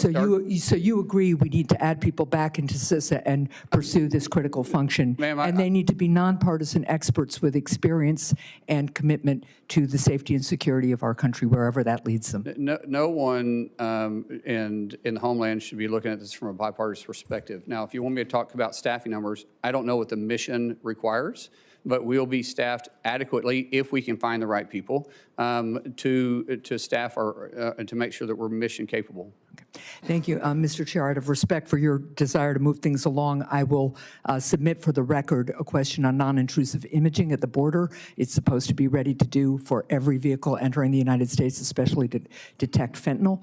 And I'd like your answer on that and a couple of other questions as well, but I'll submit those for the record. Thank you. Without objection. Senator Langford. Thank you. We talked before about just trying to get information on time and such. In the transition that happened between the Biden administration and the Trump administration, data fell behind, and it fell really behind. It was one of my complaints that I had with Mayorkas that was sometimes 2 or 3 weeks late on releasing normal data information, just how many encounters were happening at the border, how many arrests, some of those things on it. Last year, it wasn't weeks late, it was months and months and months late on getting data out. DHS has a really good story to tell. There's a lot of good things that are happening there, but my concern is that social media and some of the examples are coming out just to tell the story, and DHS is not able to actually tell the story. And quite frankly, we've asked DHS several times, hey, give us more information, more data on this.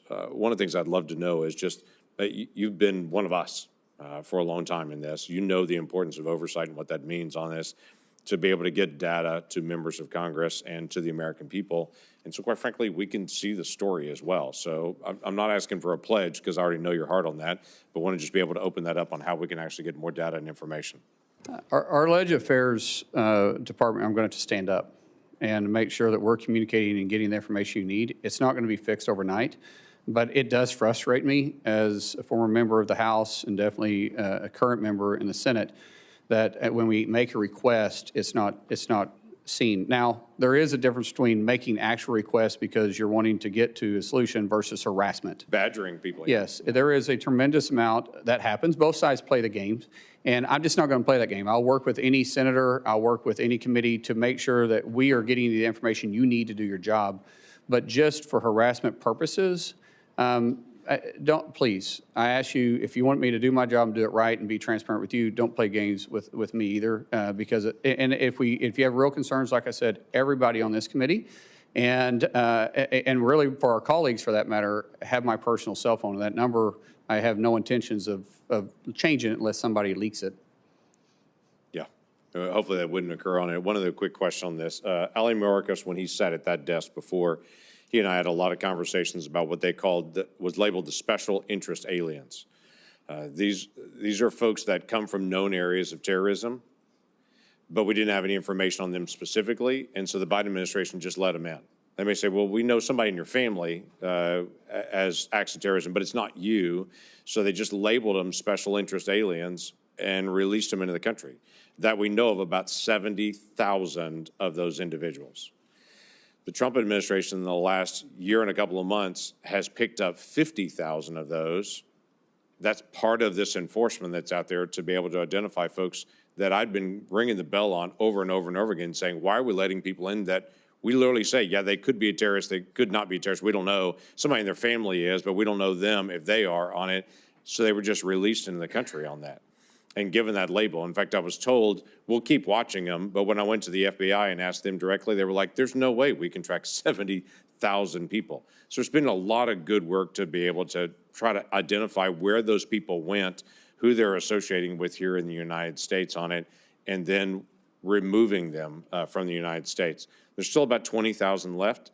Love to be able to get your promise to say, we're not going to quit. We're going to continue to be able to find folks that were just allowed to come in the country that may be a terrorist and may not be a terrorist, we don't know, but to be able to go identify those folks and make sure that American people are protected. Absolutely. Yeah, thank you.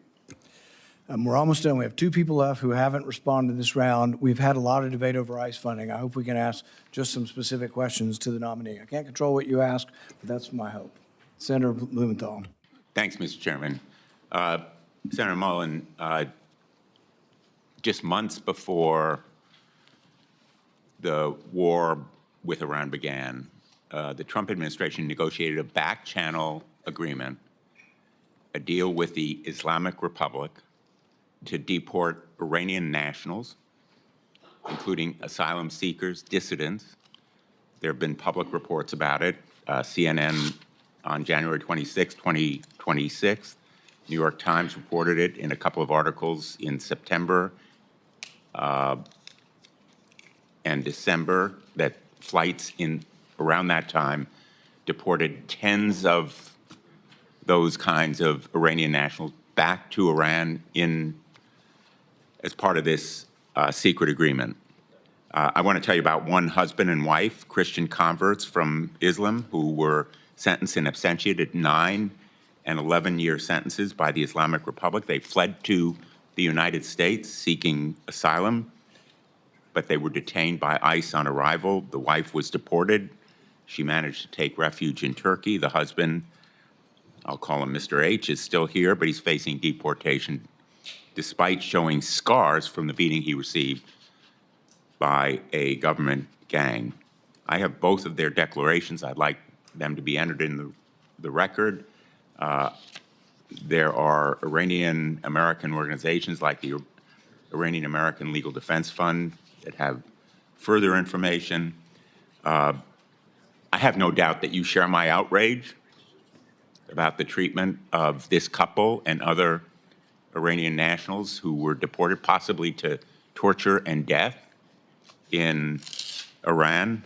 Will you agree with me and commit that we should stop deporting such people?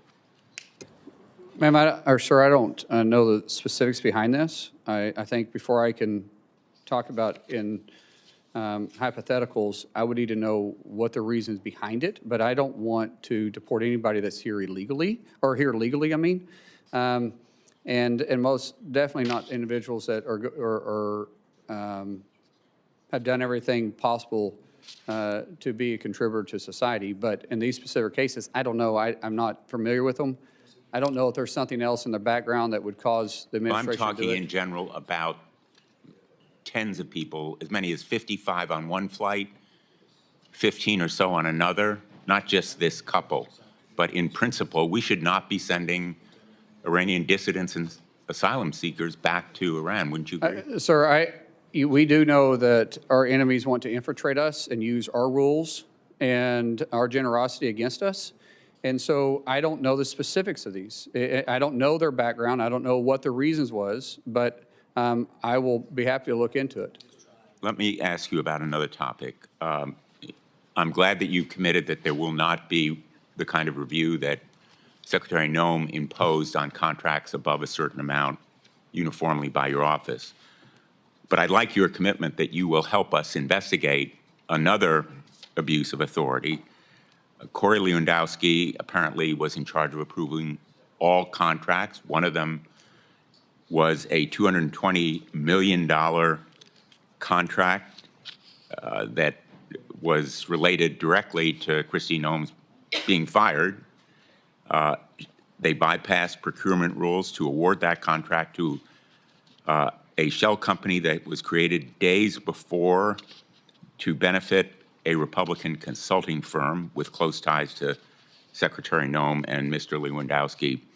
Will you commit to cooperating with our investigation, the Permanent Subcommittee on Investigation, making documents and personnel available to congressional and other investigations into those contracts awarded by Secretary Noem and Mr. Lewandowski? Senator, I've heard these same reports. I know the IG, Joseph, I don't know him personally. That's why I say Joseph. Some people call him Joe. Is open investigations. We will cooperate with him. And provide all the documents and records that are Yeah, necessary I'll leave this that to the committee to Inspector do General. its work. That's what I'm asking. I'll do everything that's required of me by law, but the IG will be doing the investigation, and we'll let the IG, decide what documents he's going to share, and maybe you can bring that up with him. Well, in fact, Secretary Noem obstructed the investigations underway by the IG. In fact, in at least 10 investigations, they were the subject of a letter from the IG. Are you committing to immediately begin restoring the department's working relationship with the IG? If confirmed, absolutely. I will do everything required of me by law and the policies that you guys give me. There won't be any gray area with me. We want to have a good relationship with the IG. He's got a job to do, and every other agency that's underneath DHS and has you'll a job to do. cooperate with the committee in providing those. Sir, I've everything that is required of me to report, and anything that you want the IG to do, that's between you and the IG.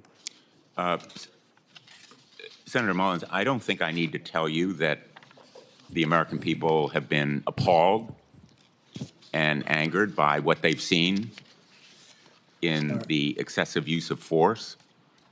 We've had hearings before the Permanent Subcommittee on Investigation that have shown Aliyah Rahman, a woman suffering from traumatic brain injury, yanked from her car in Minneapolis, dragged by her arms, leading both of her shoulders to be torn. Javier Ramirez, a father of 4 from California, detained for 4 days and refused medical treatment for his diabetes. We documented these abuses in a report that we issued and in hearings that we conducted. One of them was Marimar Martinez, who was on her way to donate clothing at a local church when she came across agents in an unmarked car. Agents sideswiped her car. 3 masked agents in camouflage stormed out, and one of them pulled out his gun and fired at her moving vehicle, hitting her 5 times. And the agent then bragged about it. He bragged about it in a text. He said, I have an MOF, I won't detail it. I fired 5 rounds and she had 7 holes. Put that in your book, boys. Shouldn't we be disgusted by an agent that fires at a U.S. citizen, no criminal record? She was charged. Senator Blumenthal. The charges were dismissed. Wouldn't you agree with me that that agent should not be carrying a firearm? I'm not familiar with the investigation, sir, and I don't know if the investigation is completed. As Secretary, I'm sure I'll be briefed on this. All right, time's expired. I know these are important issues, but we just have to move on. We're going to finish up with Senator Kim, then we're going to make a statement that hopefully can be agreeable for a meeting later. Senator Kim. I'll be concise here, Chairman. Senator, there's just a couple last things here. A couple weeks ago, we had a hearing here, and I was engaged with the head of USCIS, and I raised an issue that happened in San Diego of spouses of military members and veterans. They were going in to get interviewed for a green card and were arrested upon their arrival. I just wanted to get your reaction to that. Is that the kind of behavior you think is acceptable? Excuse me, repeat that again. It was spouses of military service members as well as veterans. Their spouses were going and for the purposes of a green card interview, but were at that point detained and arrested on arrival. I haven't heard about this. I've heard of different reports, Senator, and if people are going through the process and trying to obtain it legally, because we do have naturalization ceremonies Monday through Friday in this country, everywhere. We're going to continue working with those individuals. I don't know the circumstances. I don't know. I'll pass you the details, but it's something that we can talk through. But just in general here, I guess what I'm just trying to get a sense from you is what you think is appropriate in terms of ICE agents being able to operate. For instance, do you think it is okay for them to operate and arrest people at hospitals? Sir, I will always support my law enforcement doing their job. I don't know the circumstances. If it's a felony warrant that that the person's at a hospital, then they'll go pick up the felony warrant, just like local law enforcement does the same thing. And so in general, I think you need to be more specific on what you're talking about. But if you're talking about just doing everyday law enforcement, I think there's a better approach. Senator, I just want to raise, I just hear a lot of this from my own community about concerns of these types of efforts in and around hospitals, schools, churches. These are things that I hope we can engage on. I know you talked about it with one of my colleagues about polling sites, but these are important discussions, and we don't have clarity on what we are expected to see, and it's causing just an enormous amount of concern and challenge within our communities. Well, Senator, I don't understand what the concern about enforcing immigration at polling places is anyways, because honestly, if you're not a citizen, you shouldn't be voting anyway. So technically, there shouldn't be any illegals at the polling spot. And so, as I've said before, if we're at a polling area, it's because of a specific threat, not for immigration. Yeah, look, what I will just convey here is it's not just about people who are undocumented. I'm hearing from American citizens that are now feeling like they need to carry their passports around for fear of being stopped on the street. There is a chilling effect that is happening that is wider. I had to give my father-in-law specific instructions in case he was stopped upon re-entry back into the United States. There is real concern out there, and I just wanted to express that to you. Just a couple last quick things here. At the detention facility in New Jersey, a different one called Delaney Hall, I was there right after a gentleman died there. And there was really no documentation, really minimal explanation of his cause of death. There was 32 deaths at detention facilities under ICE control last year. Yet the oversight offices at DHS to do this, offices like the Office of Civil Rights and Civil Liberties, the Office of Immigration Detention Oversights, they've been gutted. And I just wanted to ask, do you commit to being able to ensure that there is the proper oversight there internally within DHS, working alongside us in Congress to ensure that people are being kept at the dignified levels that they should according to a law? Each facility falls underneath different standards of operation that are in statutes. We will operate within those statutes. Everybody deserves to be treated with a dignified hand, and we will follow those procedures that are set for those facilities particularly. Well, I hope to work with you on that if you're confirmed, because we need to make sure we have that oversight, as we have not been able to see it. And in fact, some of our efforts have been impeded because we have not been able to have visitation at some of these sites, and I hope that that's something you will support us be able to have. One last thing I just wanted to raise. With FEMA, there was a number of employees that sent an open letter titled the Katrina Declaration. This is something that warned about some of the reversals that are being made when it comes to disaster response and recovery. Your predecessor, Secretary Noem, she suspended a number of these FEMA employees. I just wanted to ask, can you commit that if confirmed, you will adhere to whistleblower laws and ensure that these whistleblowers do not face retaliation for their protected disclosure? So there's already laws in place to protect whistleblowers, and I've said multiple times, I'll work within the law and the requirements of me as secretary. And I hope that means that you will ensure that these whistleblowers do not face unlawful retaliation for what they have done. It's against the law, as you said, unlawful, sir. I said I'm going to work within the law, and that's unlawful. Okay. With that, I'll yield back. Thank you. As I said previously, we've scheduled a vote for tomorrow. I'm committed to that. There are several members on both sides of the aisle that would like a briefing in the SCIF. They have it from 1 to 2. If you're willing to do that, several members would like just to walk over and do it. And I think that makes it much more likely that we have the vote tomorrow. Sir, I would prefer to have the ranking member, yourself, James, and if you want to bring another Democrat member that's on. It's all or none. It's all the members need to be able to hear it directly. The problem up here is too many things are siloed, and it just looks like resistance that you don't want everything to come out. It'd be much more forthcoming if you let any member of the committee and classified staff into it. I think we can get this done this afternoon. That's fine, as long as it's in a classified setting. As long as what? Yeah, that's fine. The people of classified security on our staff and staff. TSCI. TSSCI, yes. Yeah. All right. Thanks, everybody, for coming today. The nominee has filed responses to biographical and financial questionnaires, answered pre-hearing questions submitted by the committee, and had their financial statements reviewed by the Office of Government Ethics. Without objection, this information will be made part of the hearing record, with the exception of the nominee's financial data, which are on file with the committee. Due to the quick turnaround between this hearing and the markup tomorrow, the hearing will remain open until 4 p.m. today, March 18th. This hearing is adjourned.